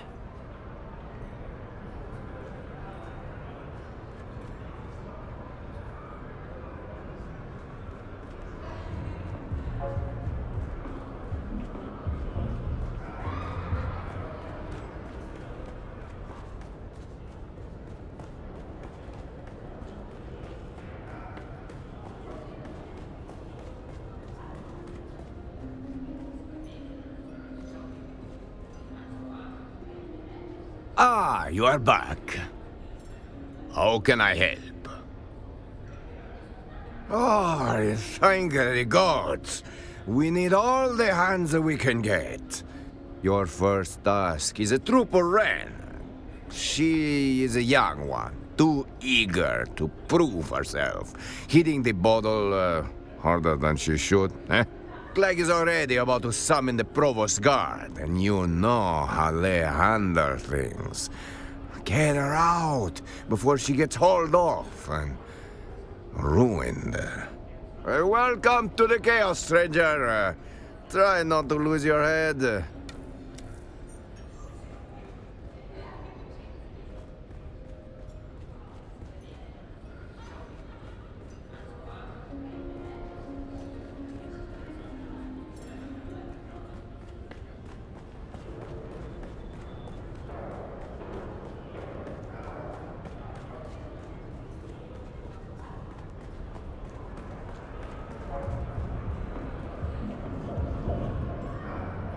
You got something to say about Arista too? Everyone's got an opinion tonight. Nothing, sir, just had a bit too much to drink. Got a little worked up over some nonsense.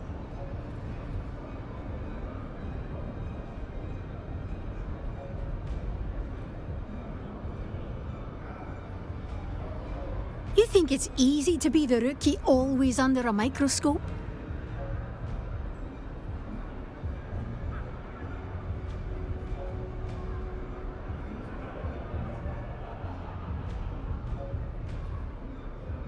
Don't you lecture me on dignity.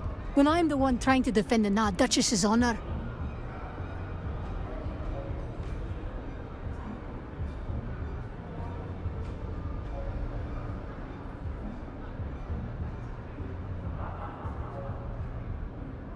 Yeah, maybe I screwed up.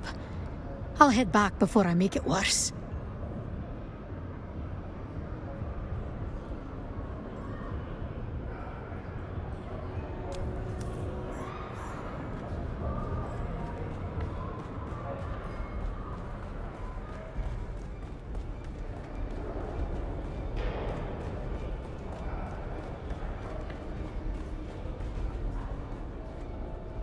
Ah, you are back. How can I help? Well done.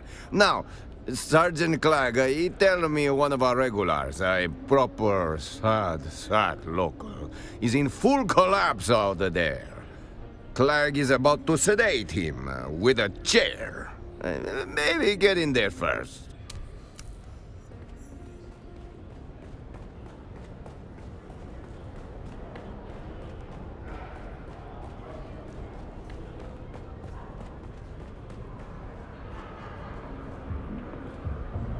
Ever see someone melt? No, not metaphorically. Not tears. I mean, skin sliding, bones turning soft. No? No. Let's have a drink.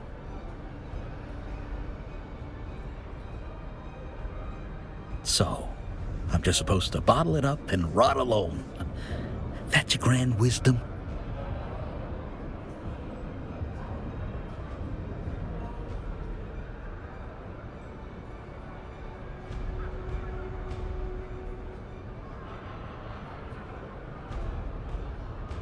Easy to say contain it when you're not the one drowning.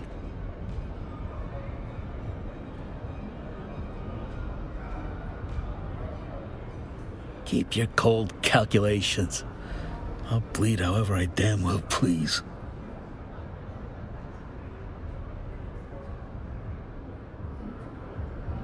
Oh, hold on.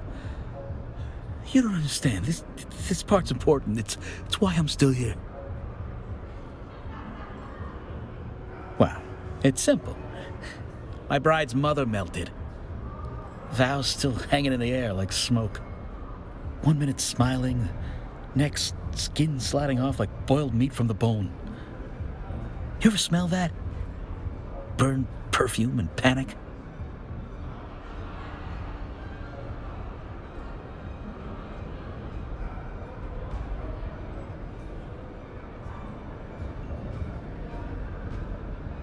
Save your data.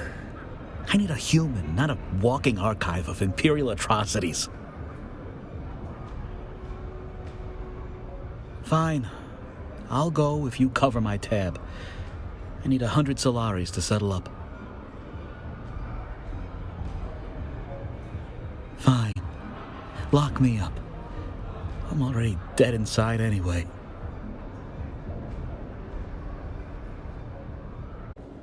Ah, you are back. How can I help? Very good. Now, Master Jim upstairs informs me Colonel Rain is back at it, conducting field operations from the bottom of a bottle. Oh, please, handle him. For drinks in, he's walking a table through the defense of Helios Gate. The poor couple only ordered spritzers.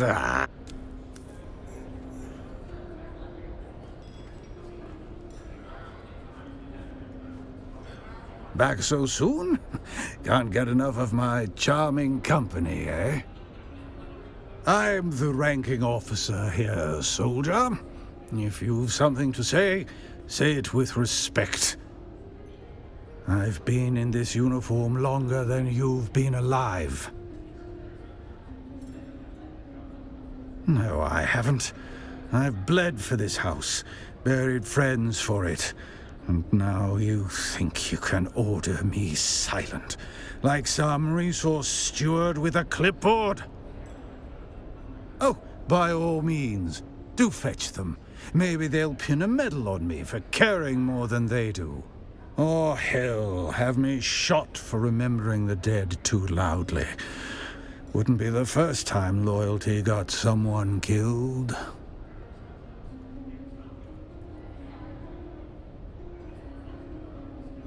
No need for that. Let Hawat keep his silence. I'll keep mine. Give my regards to Command, if they still remember my name.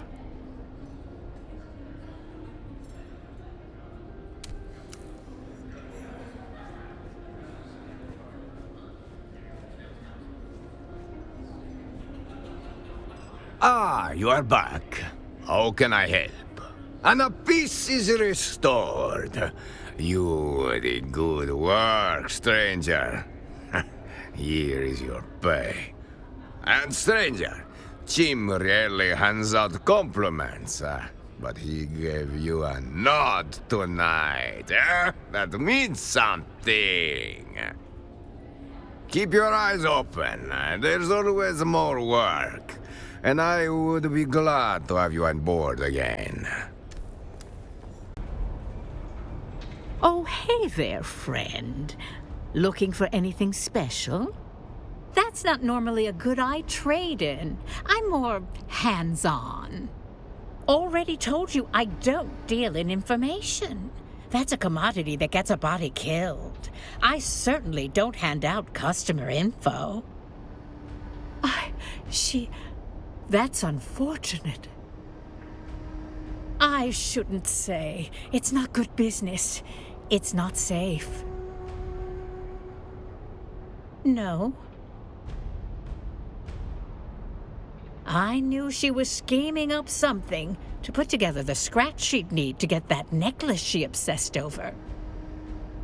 All right. The lady was obsessed with her ancestral jewels, which I gather she lost with old Carthag. She particularly yearned for a necklace, the Star of Wisova. Turns out an enterprising scavenger had it. So Phaedra hatched some kind of scheme to get up the money to reacquire the necklace.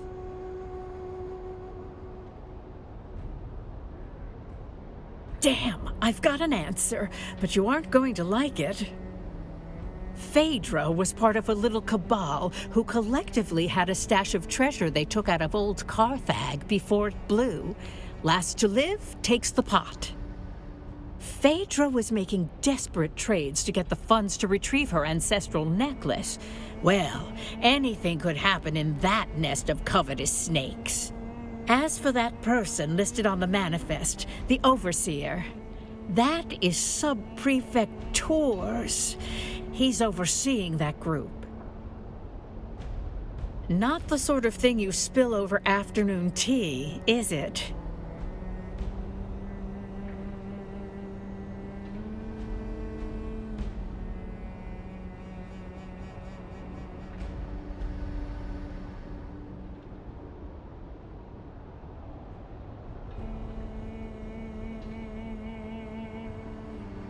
I suppose you'll be catching up with him then and leaving in a hurry, huh?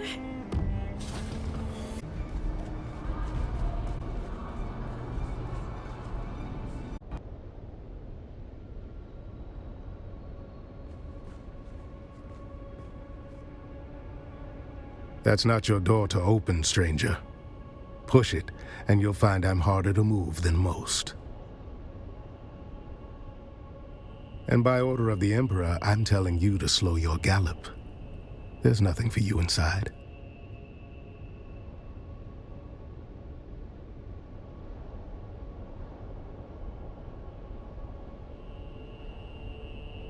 Who are you, stranger? By the order of the Emperor is usually enough to run most folks off. But look at you. You got the gait of someone walking on borrowed authority.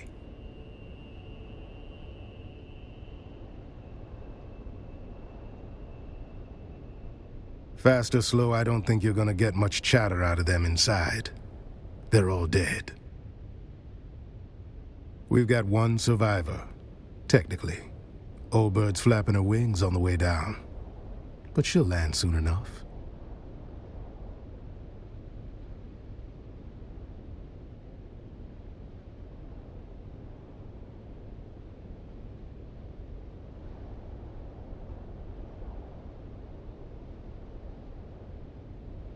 Tours at a party.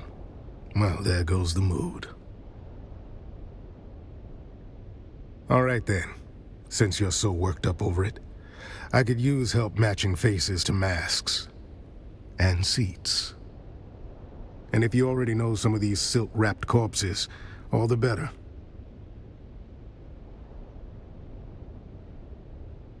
Good.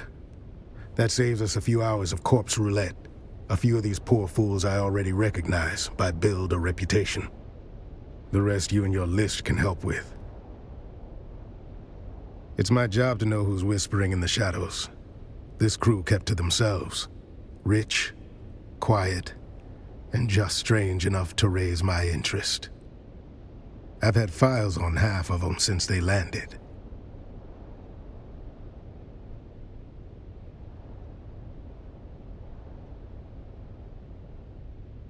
I mean, they didn't dine with the Atreides, didn't show up in the salons, and never hosted anyone outside their circle.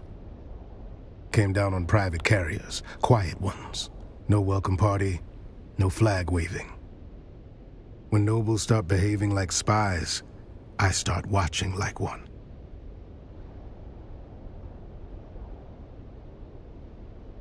Couldn't say. They didn't give away much. But they got here right around the time Carthage stopped showing up on maps.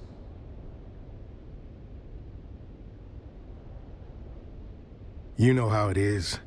Every time a city dies screaming, a few well-dressed ghosts crawl out with new names and no return address. I'm not saying they're cursed. I'm just saying I like to know where they sleep. Call it civic planning. These little gatherings weren't new. Masquerades are not. Same crowd, same vices. Wine, secrets, and shouting matches dressed up as witty banter. Masks just gave them an excuse to say the quiet parts out loud.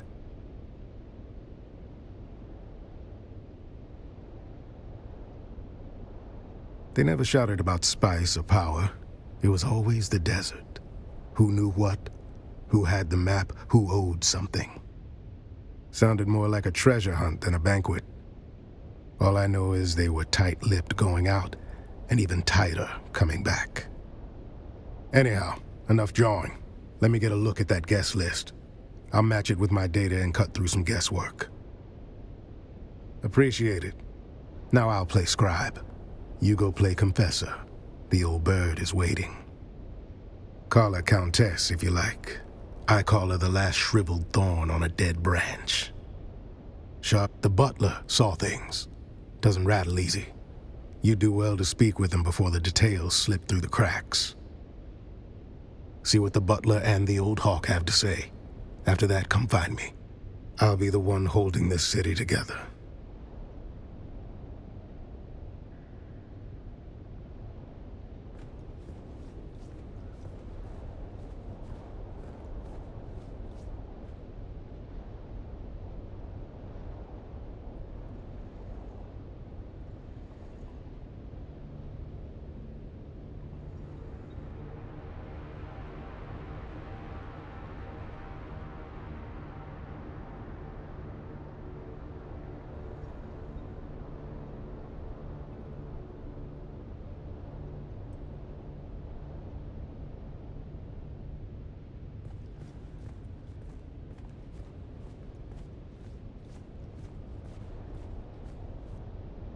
Do forgive the mess. They died as they lived, loudly and with abysmal table manners. Butler to the late lordlings of this doomed affair. My talents include wine pairing, corpse counting, and feigning deference. It began as a toast, ended as a cautionary tale. You may pick whichever part offends you the least. It's simple. Wine was poured, conversation flowed. Then, so did the convulsions.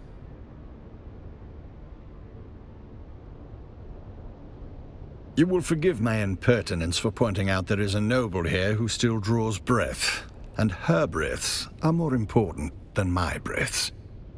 It would behoove you to speak with her while you can. I shall remain here, utterly loyal and inconsequential.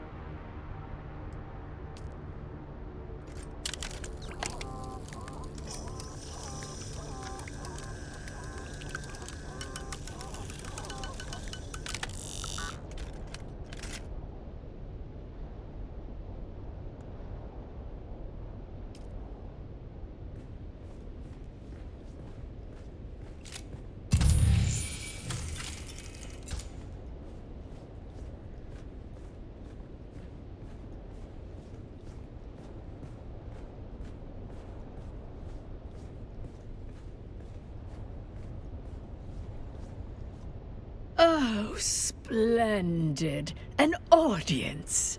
I was beginning to worry I'd die without one. Countess? Did you just address me as Countess?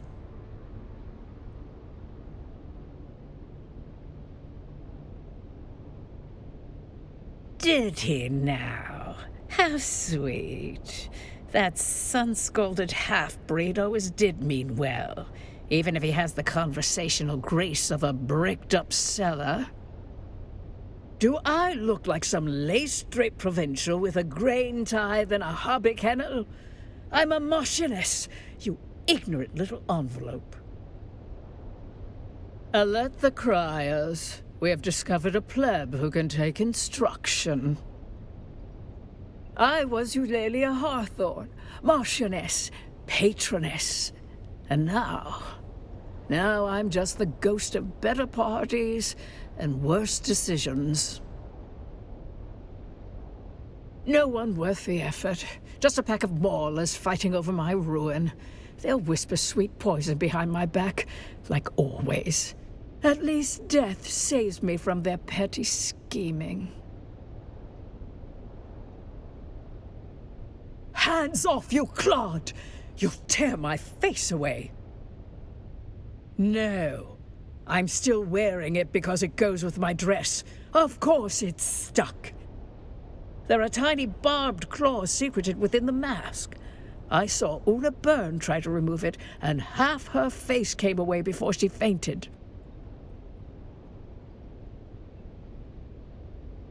Idiot. The wine merely opened the door, but it was the masks that let death inside.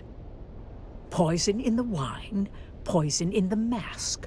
One to loosen the soul, one to pierce it. A double dose for double crossers.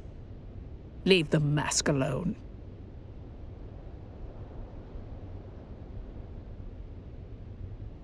Because betrayal is their native tongue, dear. I watched them turn coats faster than courtiers shed morals.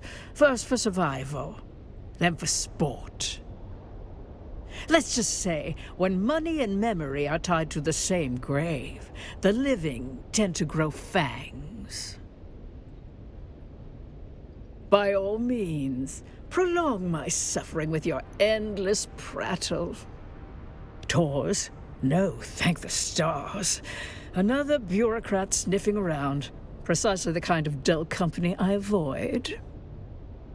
No, but whoever it was deserves a medal for culling the herd of those pretentious fools. What happened? Fashion suicide, mainly.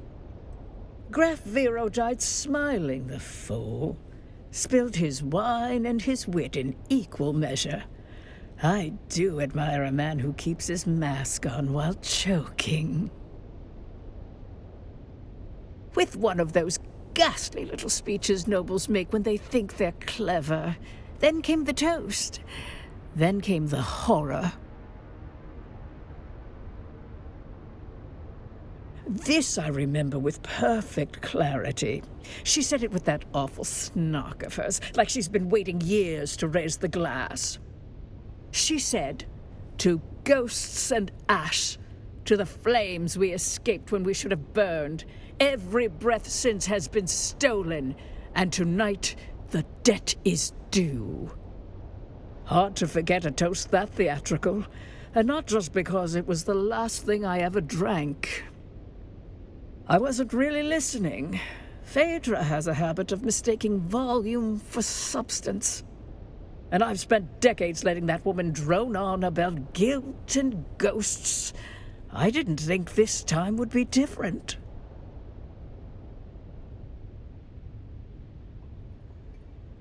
Our dear hostess Phaedra, and I do mean dear, given what it cost her. Dead, did you say? But the Toastmaster strutted around with her voice and mask like she owned the place. Typical Phaedra. Can't even die without making herself the center of attention. Bitch. Graf Ansel Vero. A bloated tick in a borrowed title. He died as he lived, loud, ridiculous, and surrounded by people pretending to like him. Blue, a coward's color. Fitting, really. He always did flee when anything required a spine. Or pants.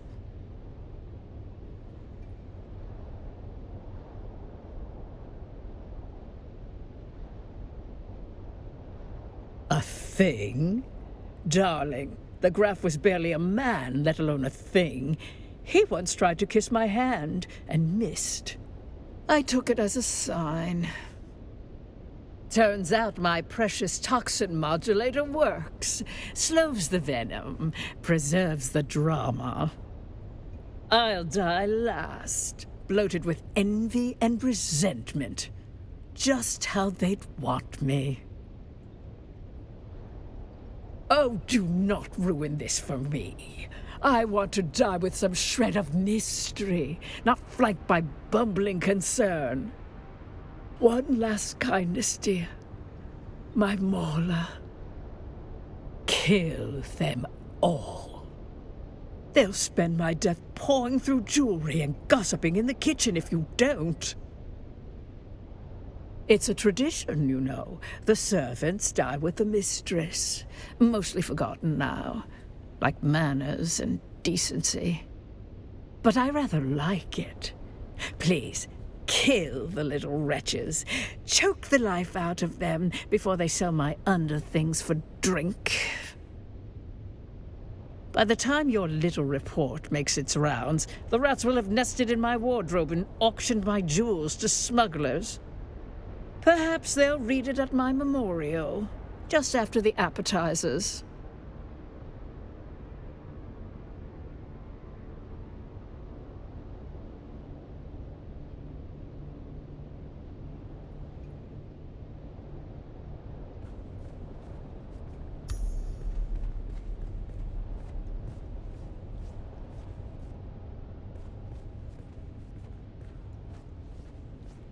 Oh joy, you've returned. Ah, just when the silence was beginning to heal. While I don't know the specific name attached to that handkerchief, I do recall there was more than one name fitting those initials on the guest list. In any case, someone waved the handkerchief in question dramatically about while arguing over whose knowledge of wine vintages was supreme. Nothing else comes to mind, save that the handkerchief in question carried a distinct perfume, sweet if cloying. Ah, just when the silence was beginning to heal. Where do they come from? Same place as the lies they're meant to hide. Born in the rotting vanity of those too cowardly to show their true selves. Masks are just another way to pretend nobility isn't a disease.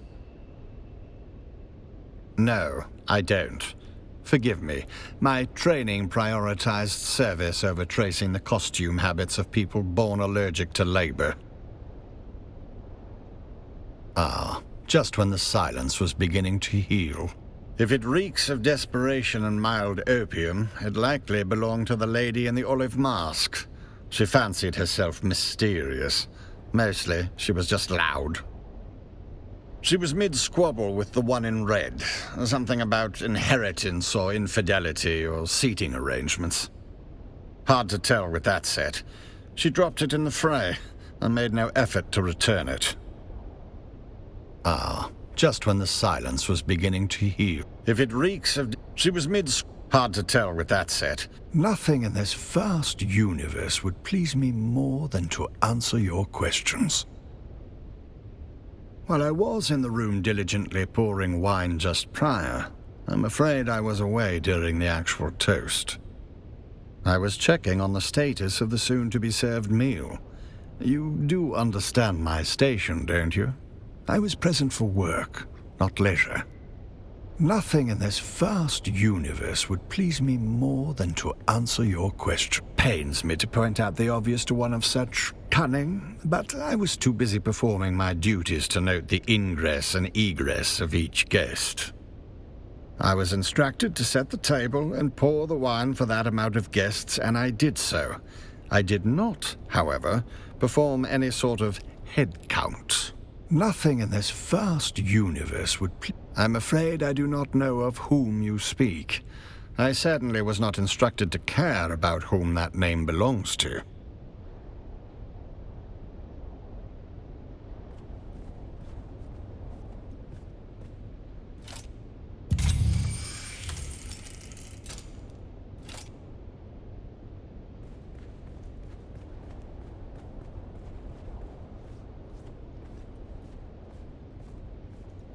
Let's have it. Spit it out.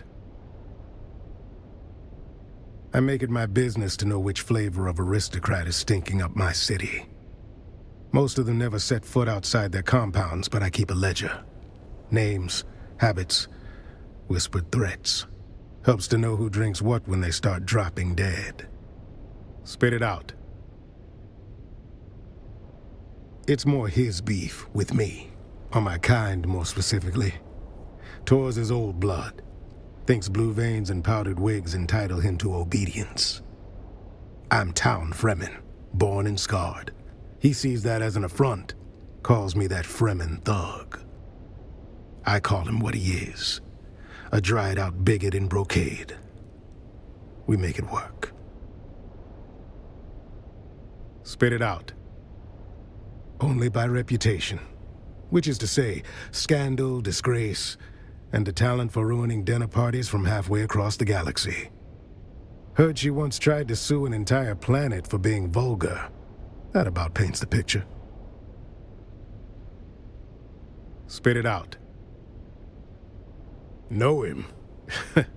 Sure. Drunk with a martyr complex, and a reading list that screams arrest me. He's mostly harmless. I dragged him out of gutters more times than I care to count, and left him there once or twice, too. No blood or teeth marks. Good. Consider yourself formally initiated into the losing end of noble etiquette. She talked to you, didn't she? That's more than most get. See, that's where you got it twisted. That woman's got venom for blood, and a title where her heart should be. She talked because you annoyed her. Snapped her right out of that death spiral by reminding her just how much she hates lizard-browed provincials like us. Call it a success. You woke up the part of her brain still capable of sneering. The question is, did you learn anything?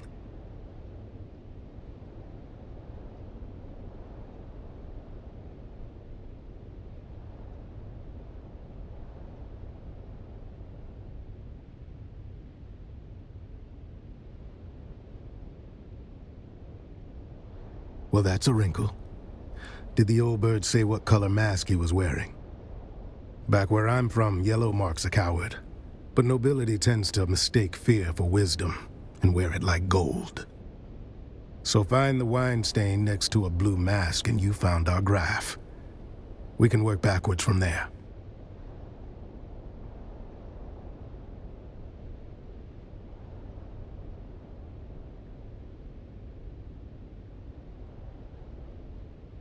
Of course he did. Might want to run that scanner of yours.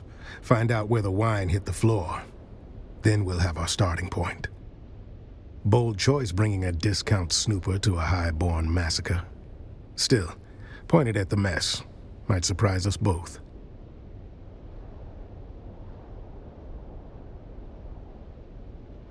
Sort out where the graph ended up. Then we'll talk. Let's have it.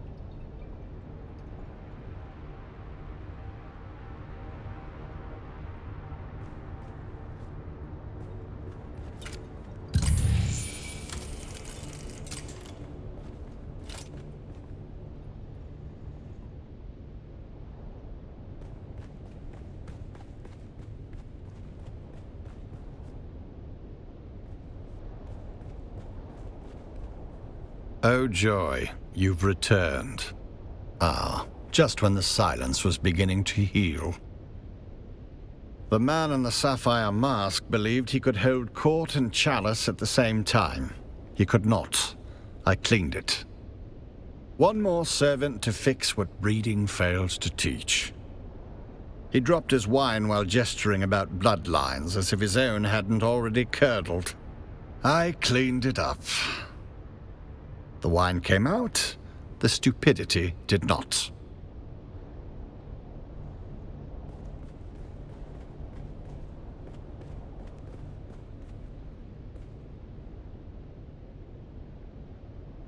Let's have it. Let's hear it.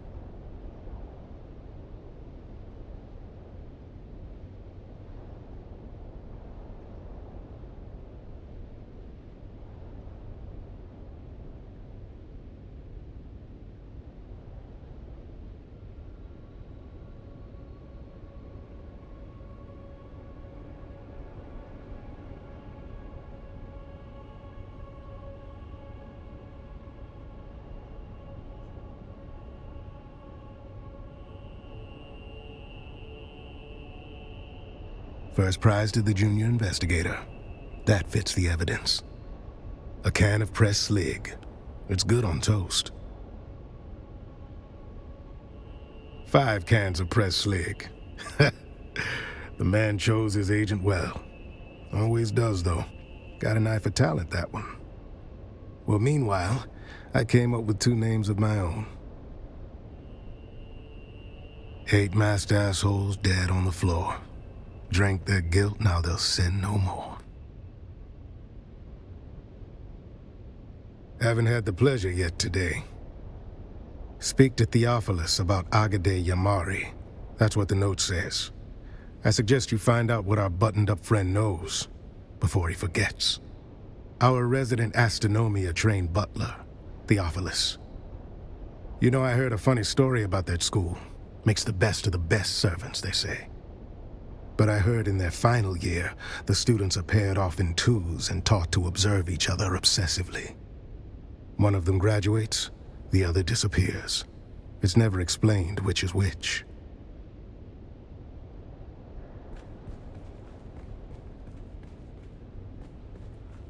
Oh joy, you've returned. She was prone to a serious allergic reaction to a species of plant in our flower arrangement.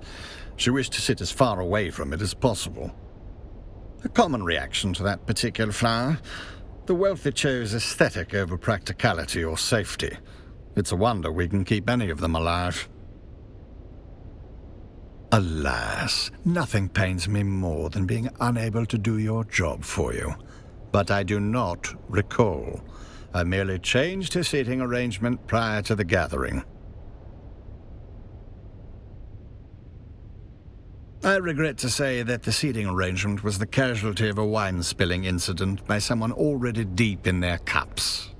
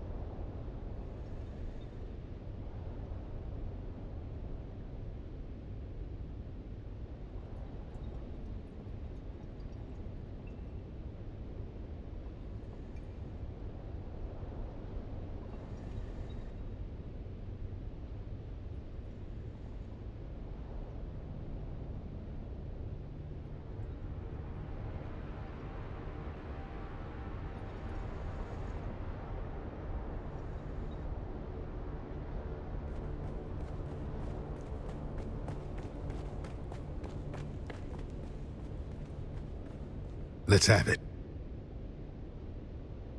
Then let's have it.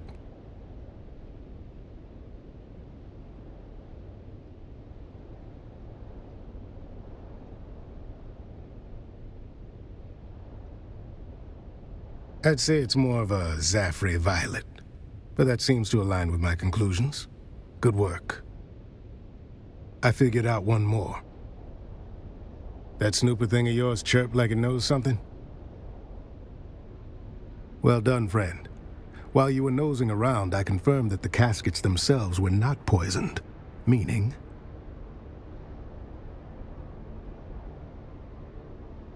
That's exactly correct. Someone doctored the vino after it was delivered. Always nice when the killer's polite enough to attend their own massacre. Turns out the wine was arranged by a man named Ambrose Lucifera. Fancy name for a glorified errand boy. I had him dragged in. Now's the time to go poke holes in his story.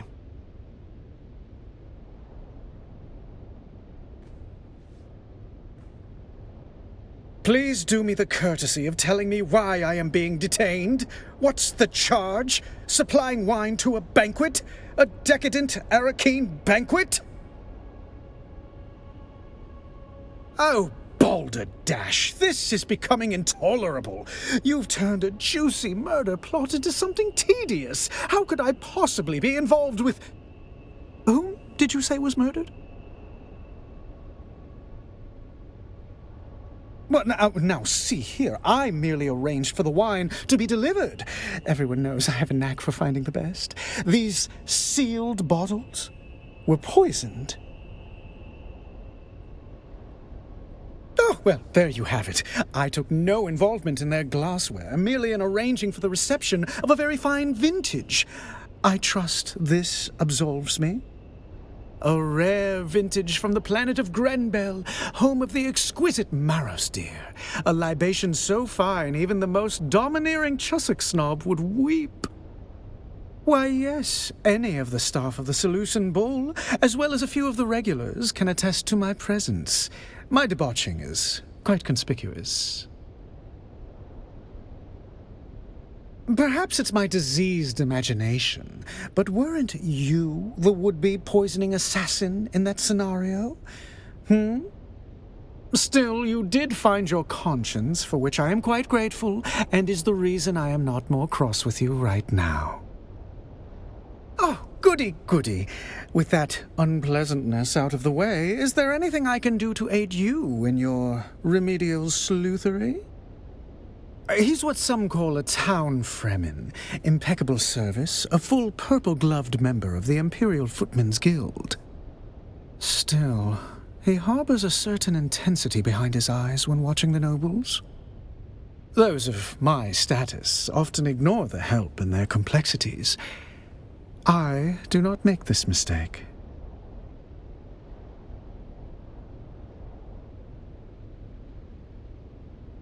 Well, I'm afraid I missed that slice of gossip, though it sounds delicious. Knowing nothing else, it leads me to one conclusion. If such a hoard exists, someone in old Carthage had prior warning to give them the time to gather such treasures and safely evacuate them. An intriguing notion. And now we are back to a morbidly fun game. Proceed.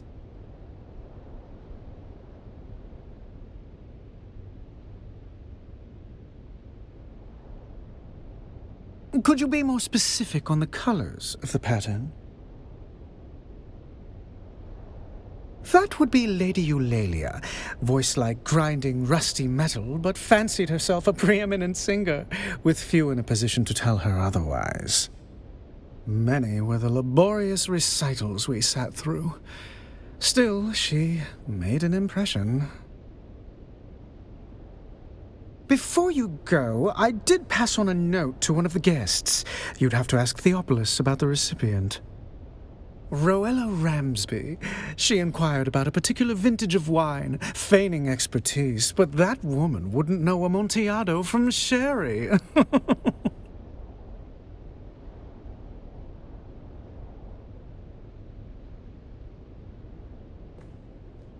Let's have it.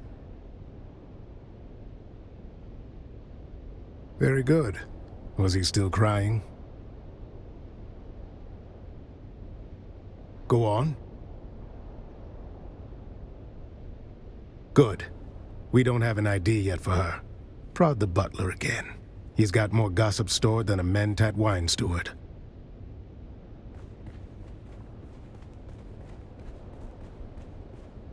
Oh joy, you've returned. That name does not mean anything to me, but I will endeavor to answer as best I can. On behalf of whom?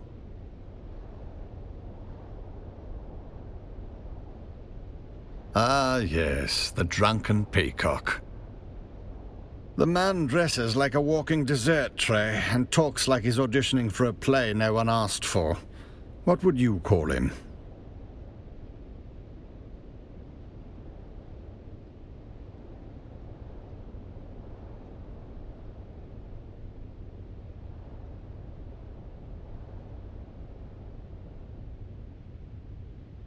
Now that you mention it, I did.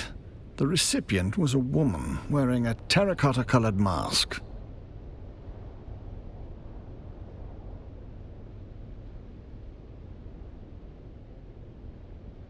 Correct. Afraid so. Oh joy, you've returned. That name does not mean it.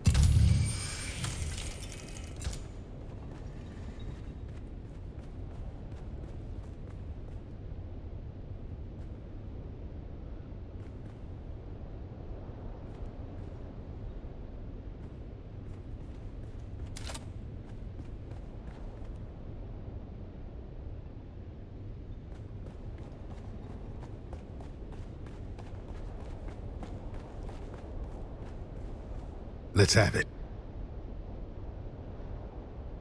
All right. Let's hear what you've turned up.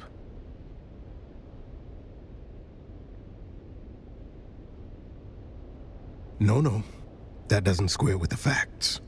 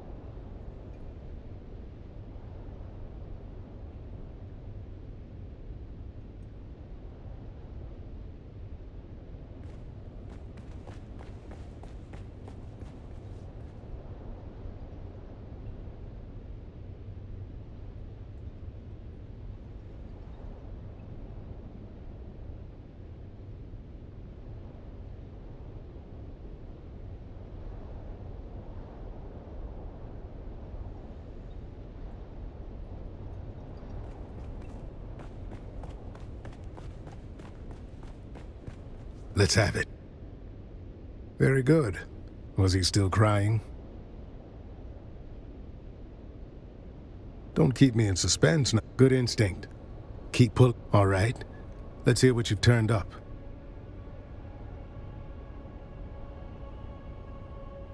No. That... Let's have it. All right. No.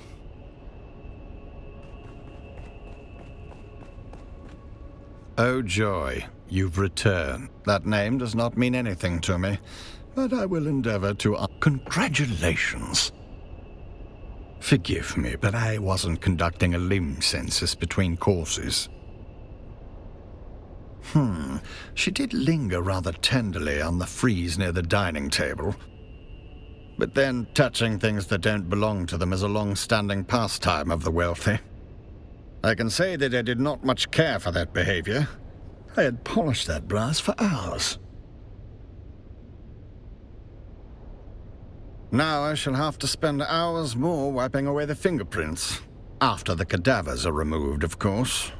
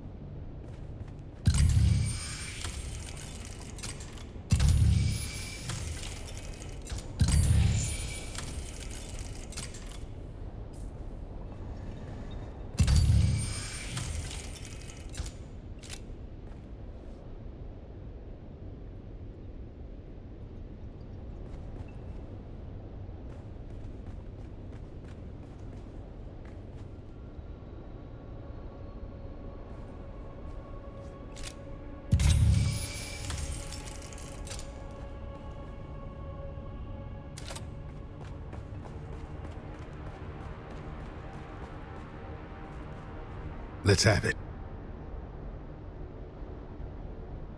All right. Let's hear what you've turned up. Yes, that fits. Another off the list. Let's see here. If Ruella Ramsby was there, that means the other terracotta has to be... 2 masked assholes dead on the floor. Guess the toast hit harder than they bargained for.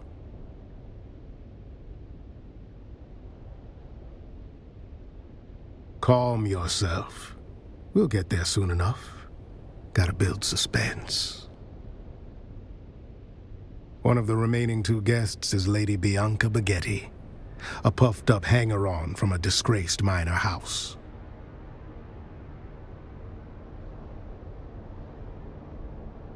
That means the last dead asshole is... Sub-Prefect Tors. No, I mean Tors is here.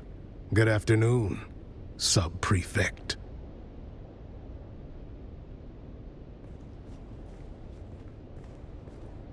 There you are. Report. Don't look so slack-jawed. Who else were you expecting? I was delayed. A pity. Perhaps I might have averted this... unpleasantness. A grisly thought. One I've already entertained. They are no more my people than you are. I watch them as Fenring commands, though their antics hardly inspire admiration. What manifest? Carthag. There it is. Motive. The killer is eliminating the survivors of old Carthag one by one. Revenge, concealment, or the quiet removal of a dangerous truth that could unpick alliances from here to Kaitane. Indeed, and if you've a name for the hand that signed that order, now would be the time to share it. There it is. Motive, opportunity, and means. Our assassin isn't merely killing, they're closing the book on Carthag. Yes. And how do you suggest I handle this? What have you learned of their methods? Then having failed here, where is our ghost's next haunt? Then I must go. To catch a killer. Don't be a fool. One sight of you and our ghost, as you call it, will vanish. Better you leave them to me.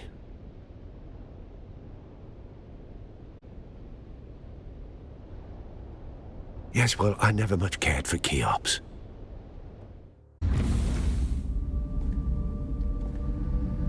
There's nothing here. The killer saw us coming. Now the trail is cold, and we're going to have to report our failure to Count Fenring.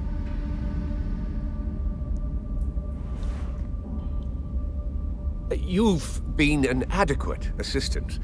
I'll put it all in my report. You can leave now and report back to whoever it is you report to.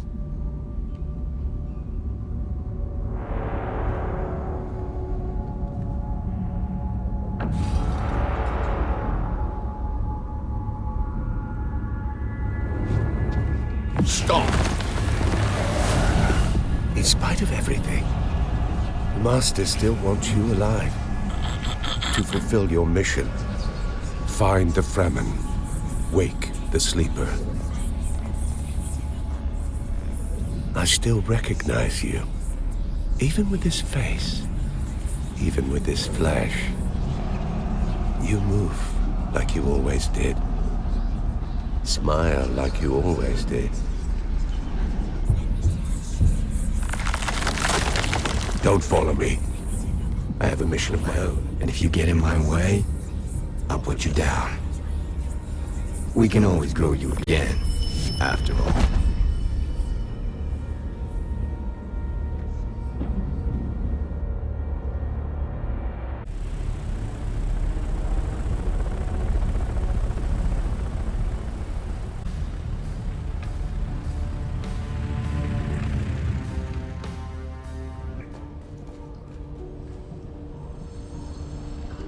You again. What is it? You did. I had marked you down for dead the moment you left here. I would have wagered good currency to that effect. Huh. You speak the truth, Parandar. Against all expectations, you have recovered my package. I can see the wheels turning in your little Powendar head. What do you think is in the package?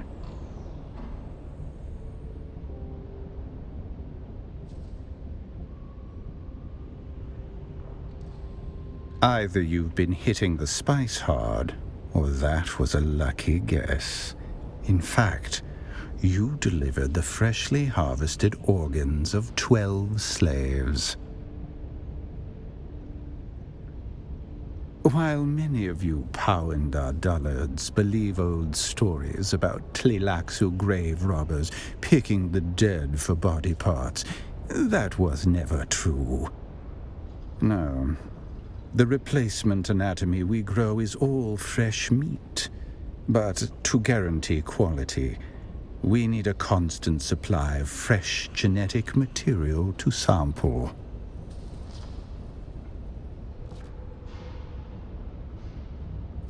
You are the diminutive one, Ixion. In both intellect and spirit, your pathetic world was raised up by our stewardship. Be gone, before I have you killed for old time's sake.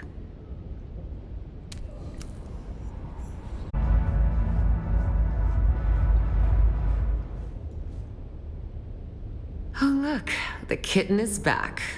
Do we have business? No. Without other orders, you report to me. Tell me what happened in Arakeen. A face dancer? I've heard of them, kitten, but never expected to have to deal with one. What did it want?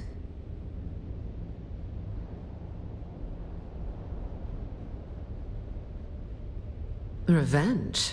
For what?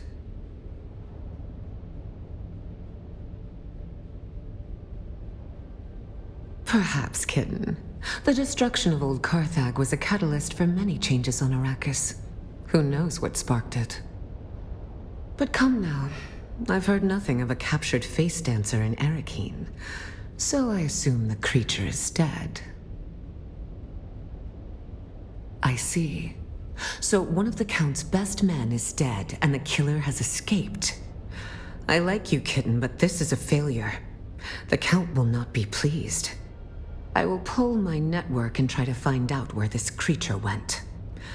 I will confer with our employer and contact you when I have more information. Finally. I've been trying to find a moment to contact you, but Mother is relentless. Luckily, she's distracted by a social event, so I can get out of the palace for a few hours.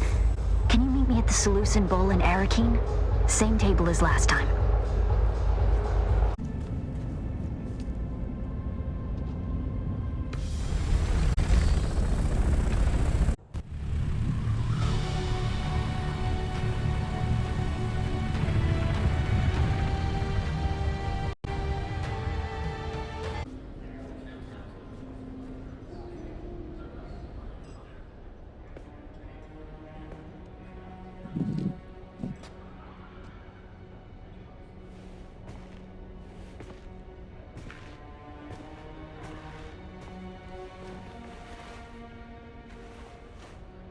Finally. You have no idea how frustrating it's been. Trying to find a moment to get away from my insufferable mother and... I'm sorry. You've just gotten here and I'm already venting at you.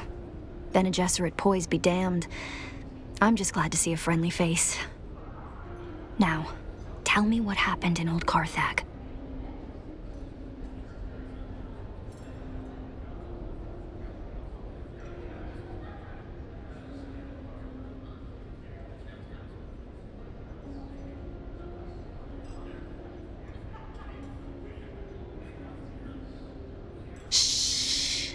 I should have warned you. Father has tightened up security since our mutual friend was spotted here last. Don't mention him. Don't say his name. Either of them. Thufir Hawat has eyes and ears everywhere.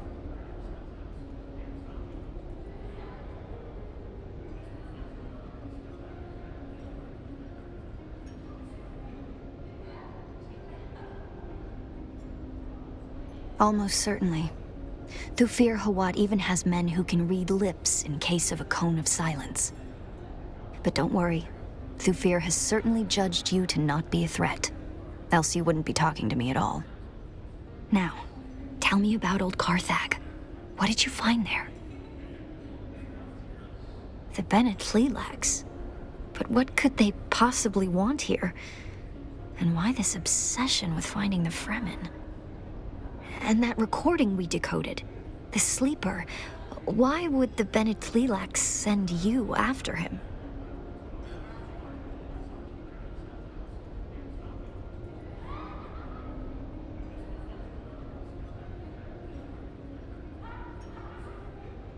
Stilgar was a leader among the Fremen.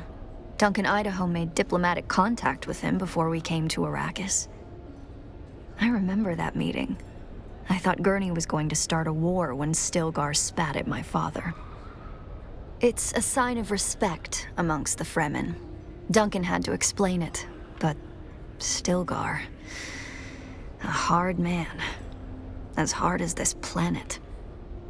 He disappeared with the rest of the Fremen. If he is alive, I wouldn't even know where to start. And in return, they sent you after him. That might be the case, but it doesn't help much, does it? We still haven't found the Fremen, and we don't know where the sleeper went. I've always felt there was something special about you. But what about you? Does it bother you?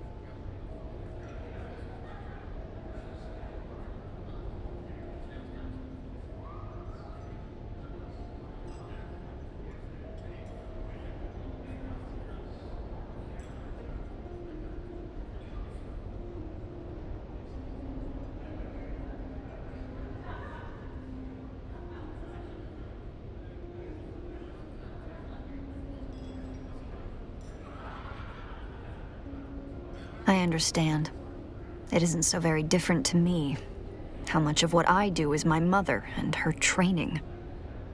I could have ended this war. The reality is that I am in no position to judge anybody. Do you remember the last time we met here? And I saw somebody at the bar? His name is Fade Rotha, the Gnaw Baron of House Harkonnen. My betrothed. All I have to do is accept it. Marry the dashing nobleman. And all of this strife can end. My mother wants it. My father, well, he will accept it. But I can't. I can't bring myself to do it. And it isn't because of Fade Rotha at all. He's actually very charming, in spite of what he did to that bull. It's because I want to choose. So believe me when I say that I would never judge you because of who or what you were. I could end this war tomorrow, and I won't do it. That's who I am.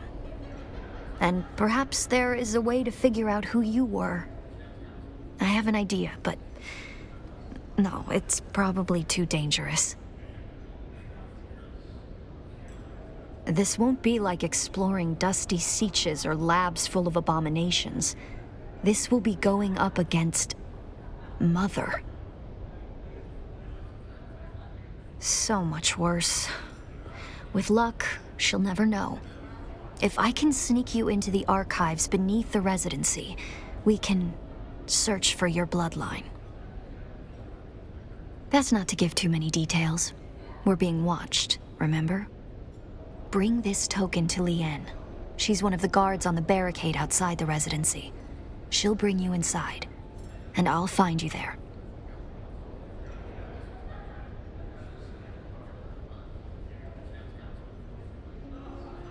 If I wanted to do that, I'd simply have the bar surrounded. Now, will you try?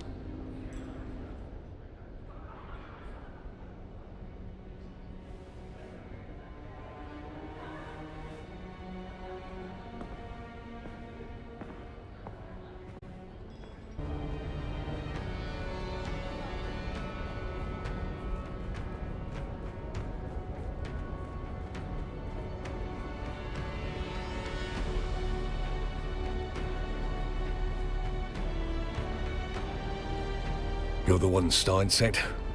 All right. Let's get this over with.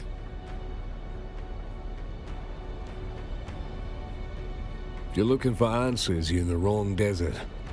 But yeah, I'm in it.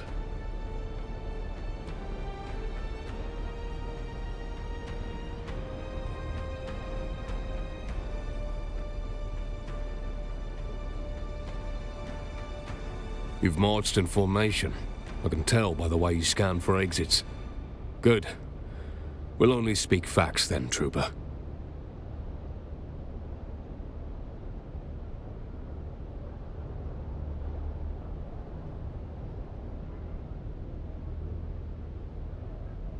You handle a las gun before, or just polished boots in parade squares? You ever have to carry someone's tags in your mouth because both your hands were busy keeping your guts in?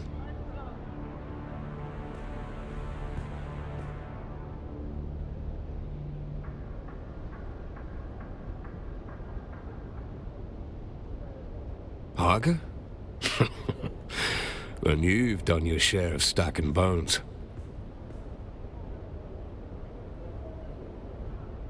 Tell me something. You ever make a call that felt small in the moment?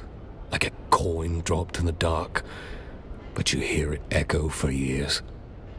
It was supposed to be simple. A few details, mostly troop reshuffles. Nothing strategic. Nothing lethal. Just enough to keep the bastards satisfied.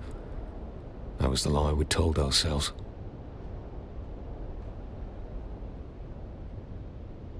A recording of us. Me and Stein. Private.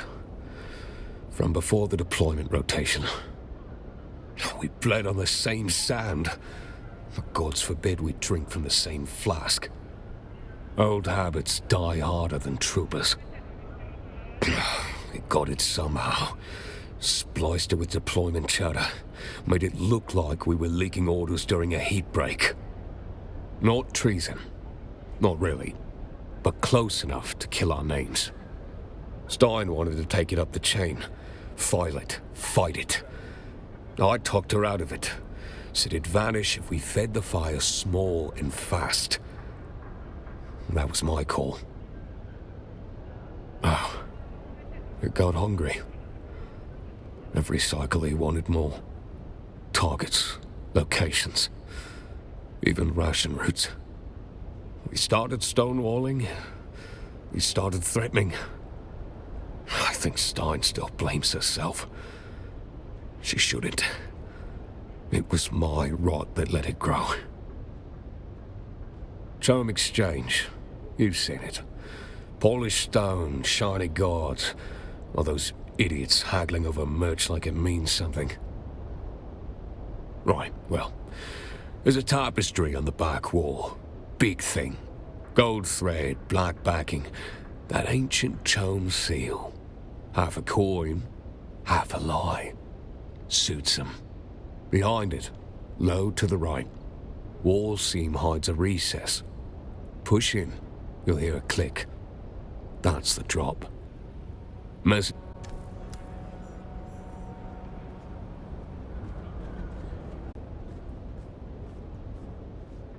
Hail, citizen.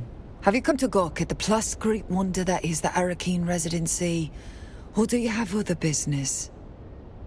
Honestly, cold on the inside and imposing on the outside. Reminds me of the Lady Jessica.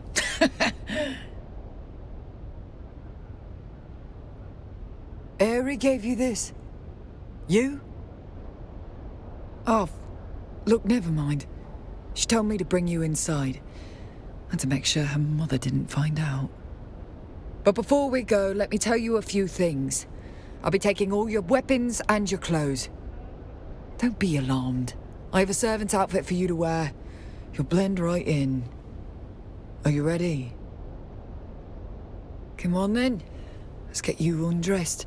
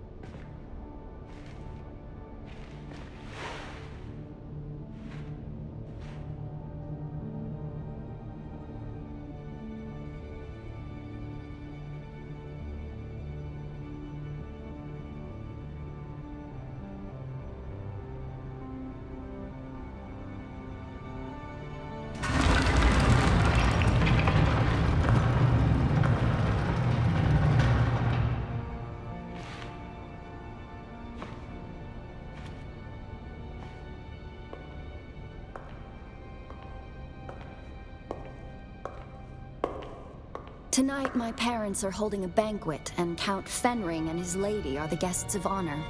Mother wishes me to shine like a jewel for all to see. I think she's forgotten what Lady Fenring looks like if she expects anybody in the room to be looking at me. But enough. We need to go.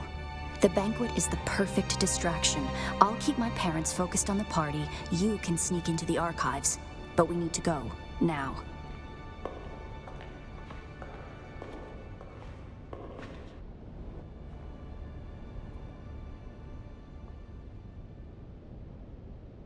Just a moment.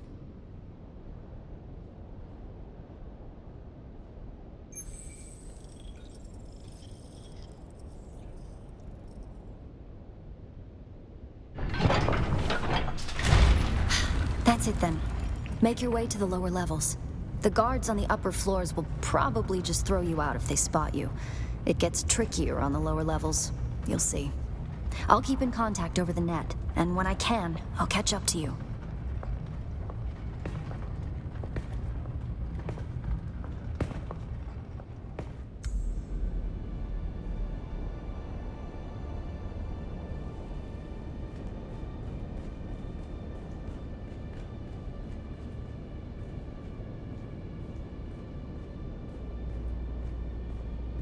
You need to stay out of sight.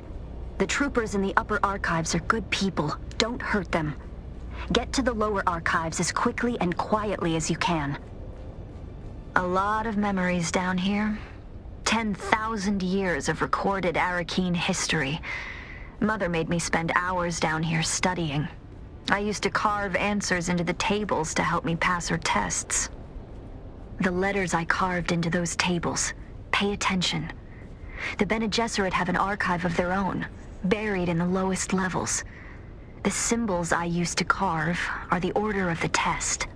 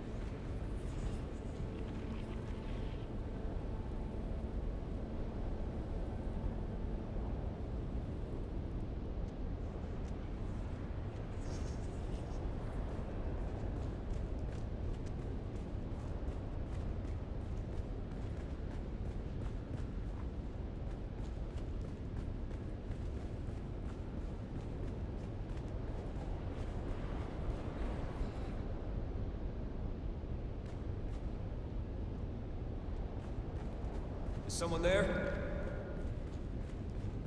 Wish me luck. I'm about to start mingling with the guests. Count Fenring is here.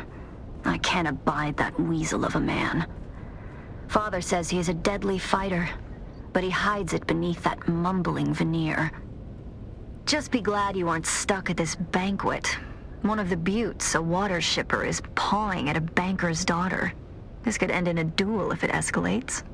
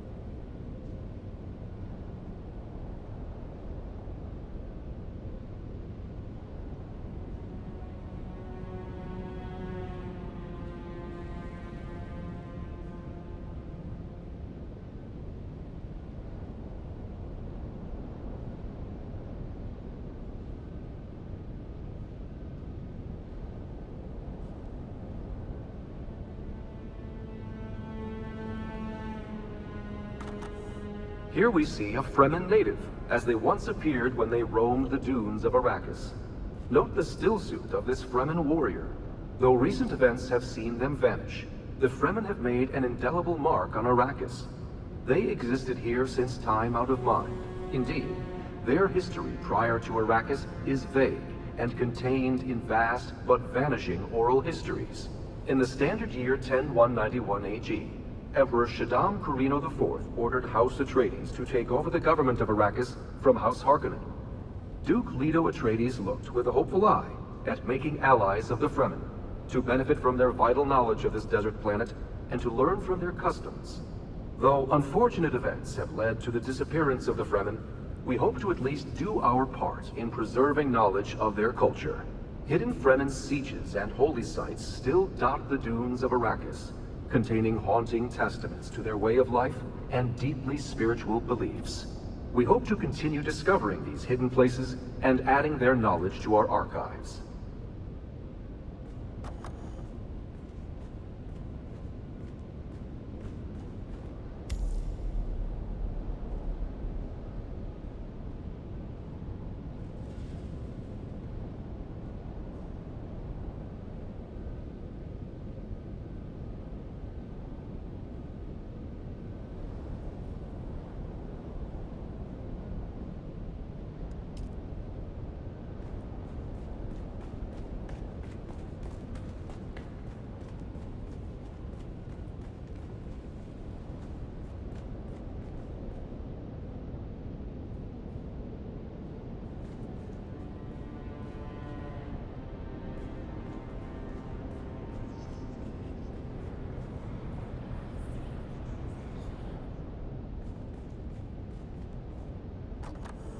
Though the War of Assassins is an ongoing period of calamity for Arrakis, perhaps the darkest chapter in the planet's history is that of the uncontested occupation by House Harkonnen.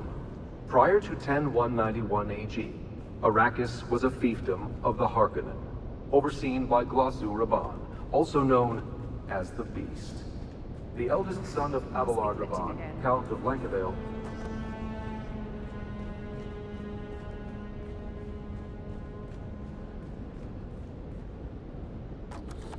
Now let us shift our gaze from the past to the present, as we witness history in the making. Here stands Duke Leto Atreides I, head of House Atreides, ruler of Caladan, and rightful ruler of Arrakis. In the standard year 10191 AG, Emperor Shaddam Corrino IV ordered House Atreides to take over the government of Arrakis from House Harkonnen. You still moving?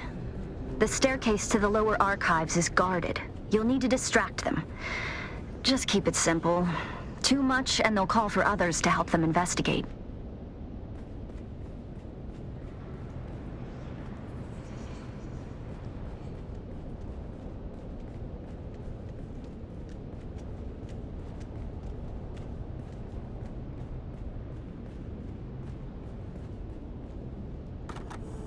Though a cursory look at Arrakis seems to reveal an environment completely inhospitable to life, the desert planet is home to a surprising array of flora and fauna.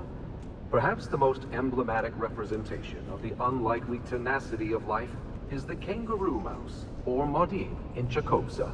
This species of jumping mouse, genus Microdipodus, is a member of the rodent family and specially adapted to not only survive, but thrive on Arrakis.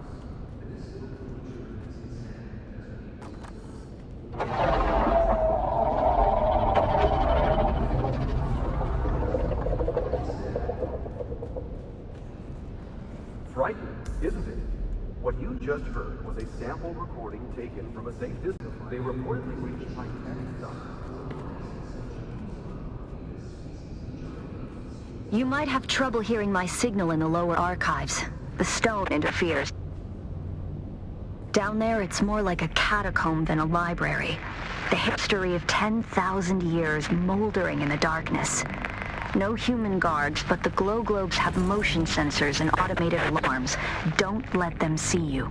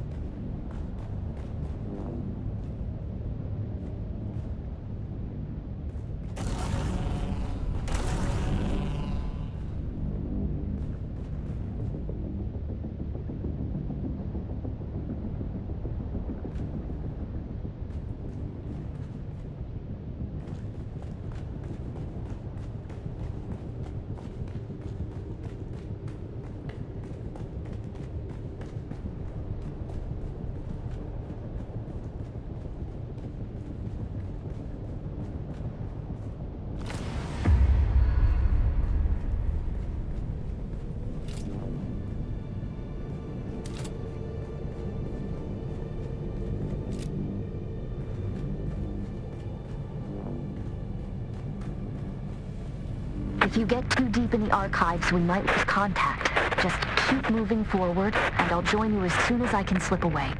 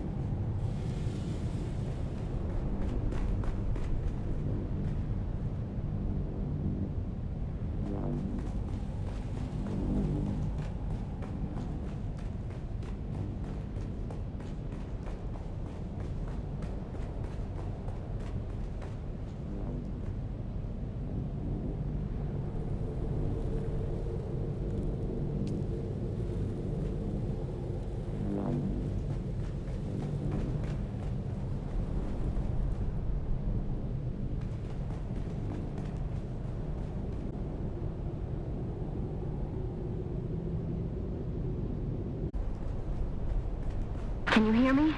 If you can, listen. Do not try to find the entrance to the Bloodline Archive. I will come to you. There is a Solido projection and a deadly trap. Be careful. I'll slip away as soon as I can. When you... The lights are sensors. Careful not to disturb the fourth stone.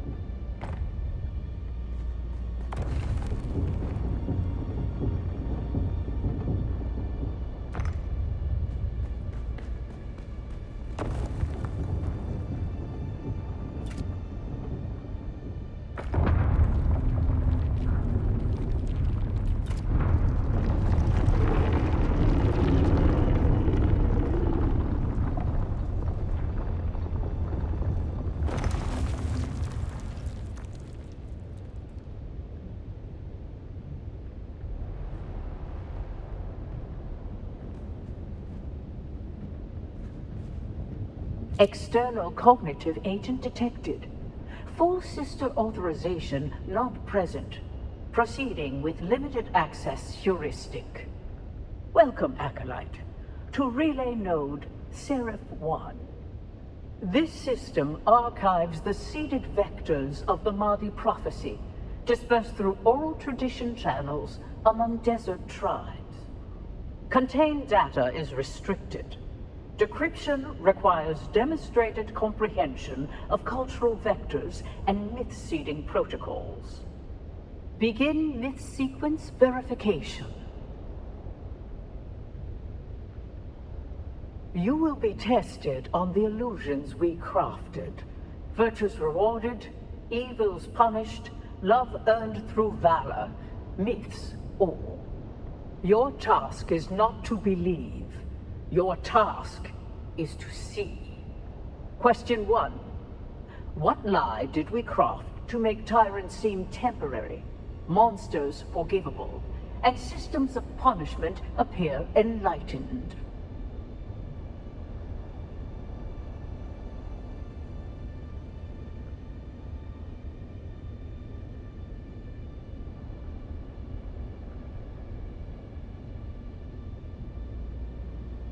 Correct. A necessary fiction. One that spares tyrants and executioners from their guilt. Question 2. Isolate the myth designed to sustain hope through deferred justice and moral inevitability.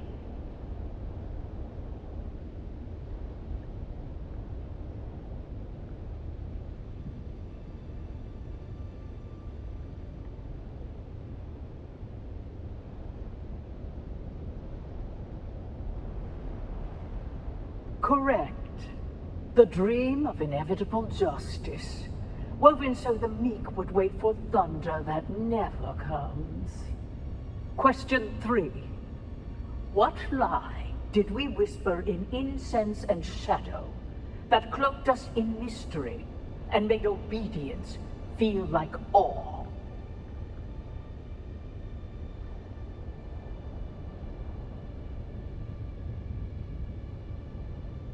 Correct. We shaped the unknown into a crowd and let them kneel before what they could not name. Question 4.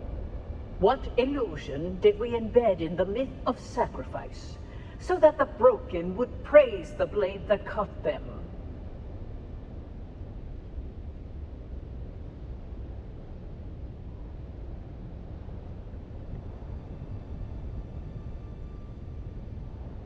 Correct. The masterstroke of consolation.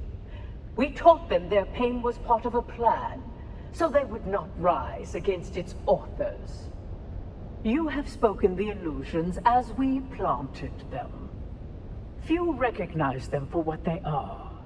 Fewer still understand why they were necessary. Missionaria records unlocked. Proceed with caution.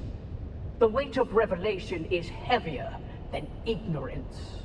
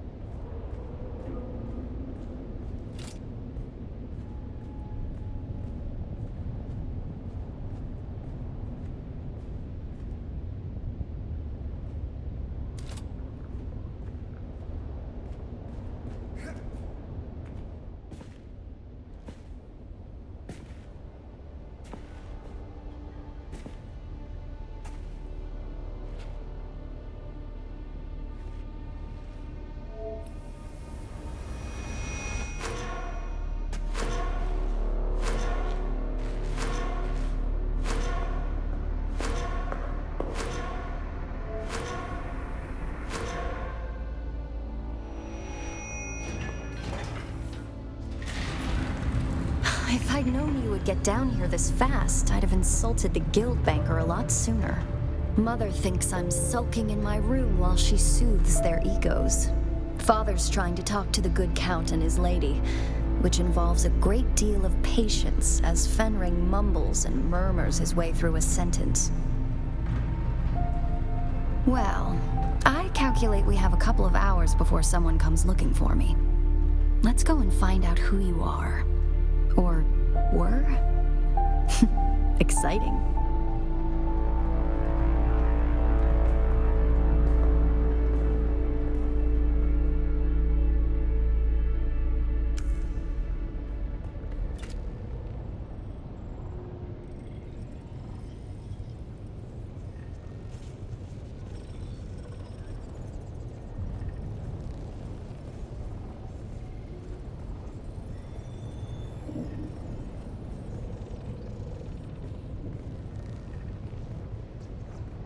One thing you can say about the Bene Gesserit, they don't think the word forbidden applies to them.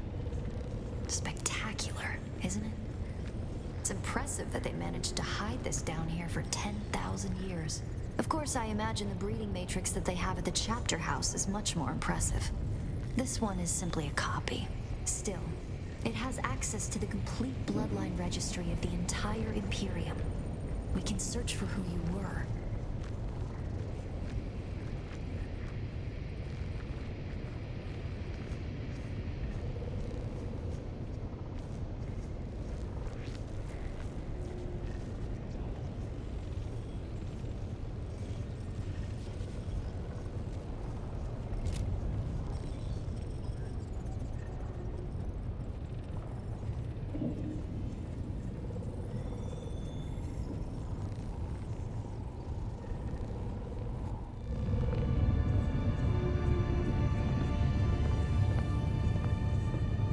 Acolyte Aristae Atreides. Welcome. What is the nature of your inquiry? Bloodline search. Insert blood sample into receptacle.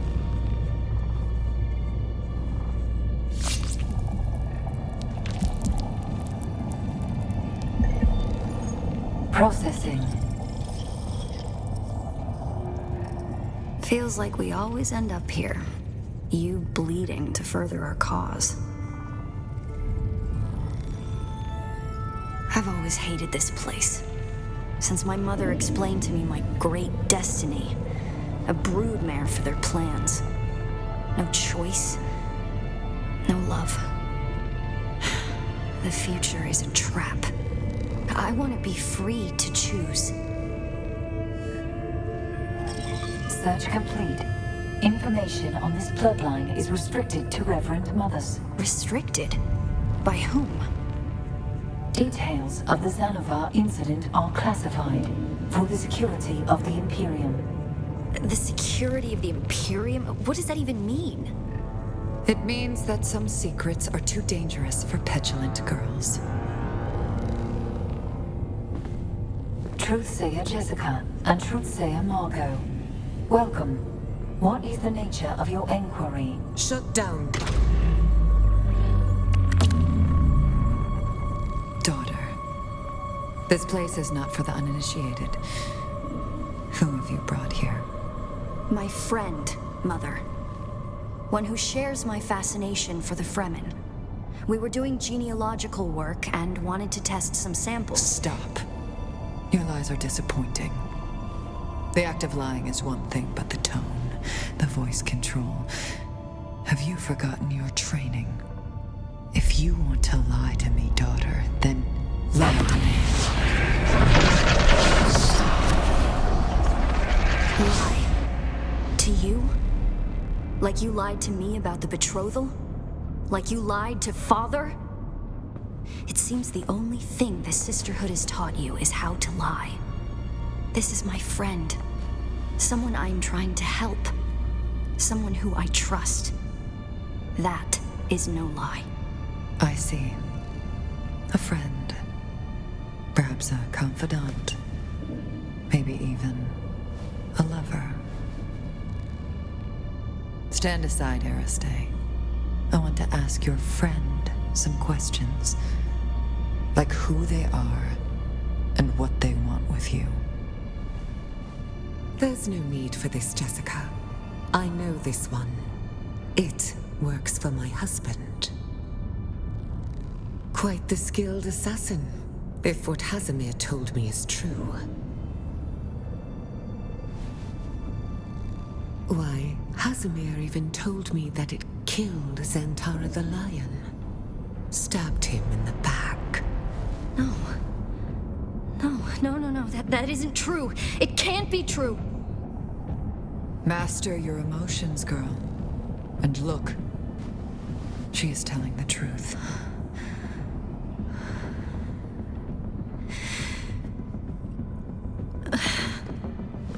Aristay. I would have shielded my daughter from this pain. But perhaps in time it will help her to overcome weakness. For you, though, a quick death will be your mercy. Sister, please. My husband still has a use for this weapon. Very well, sister. You.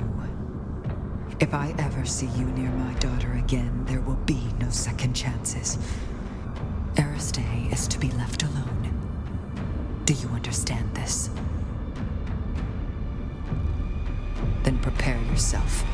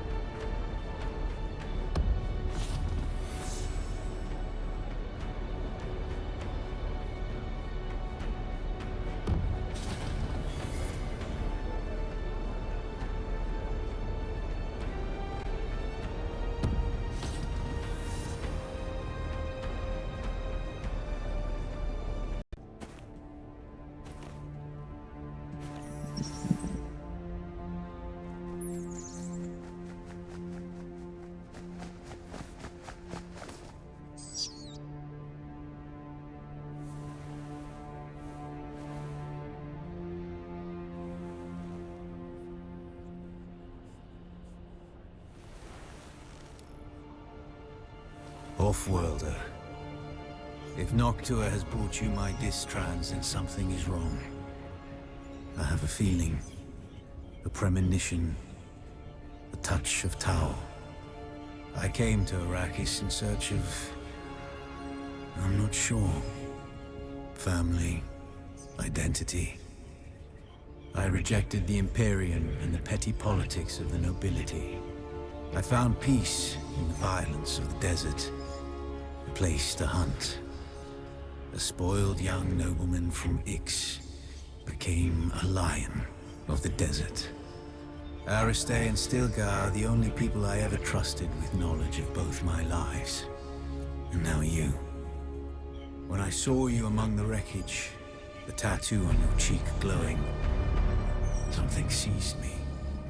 The Darb. The demanding memory. I saw you. I saw the Sleeper.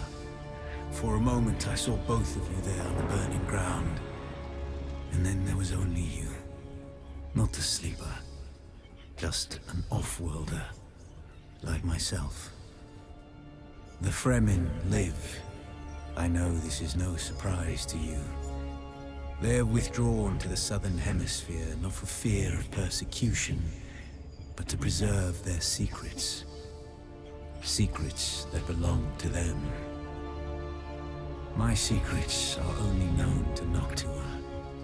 Things even Stilgar and Aristay do not know. Keep her safe. Share your water. And she will be a loyal companion to you. Perhaps this premonition of mine is just bad spice. But if I am right, then this is the last message I will ever send you. I am Xantara the Lion. I am Bronso Vernius of Ix. And I was your friend, Off-worlder.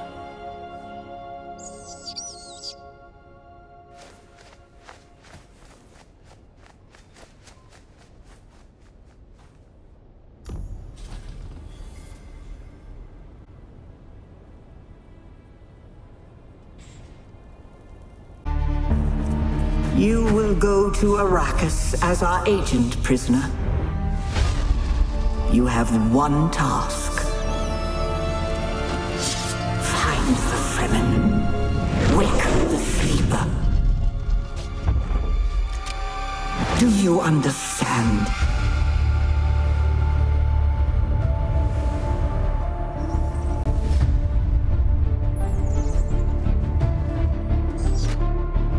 There's been a string of murders across the capital.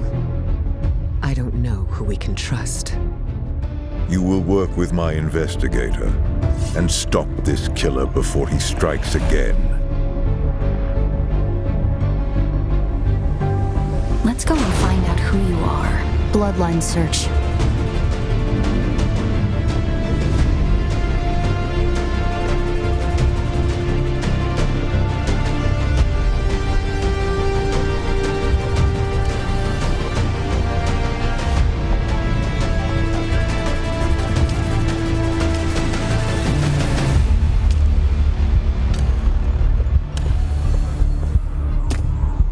We need all the hands that we can get. Can you take directions, Powendar?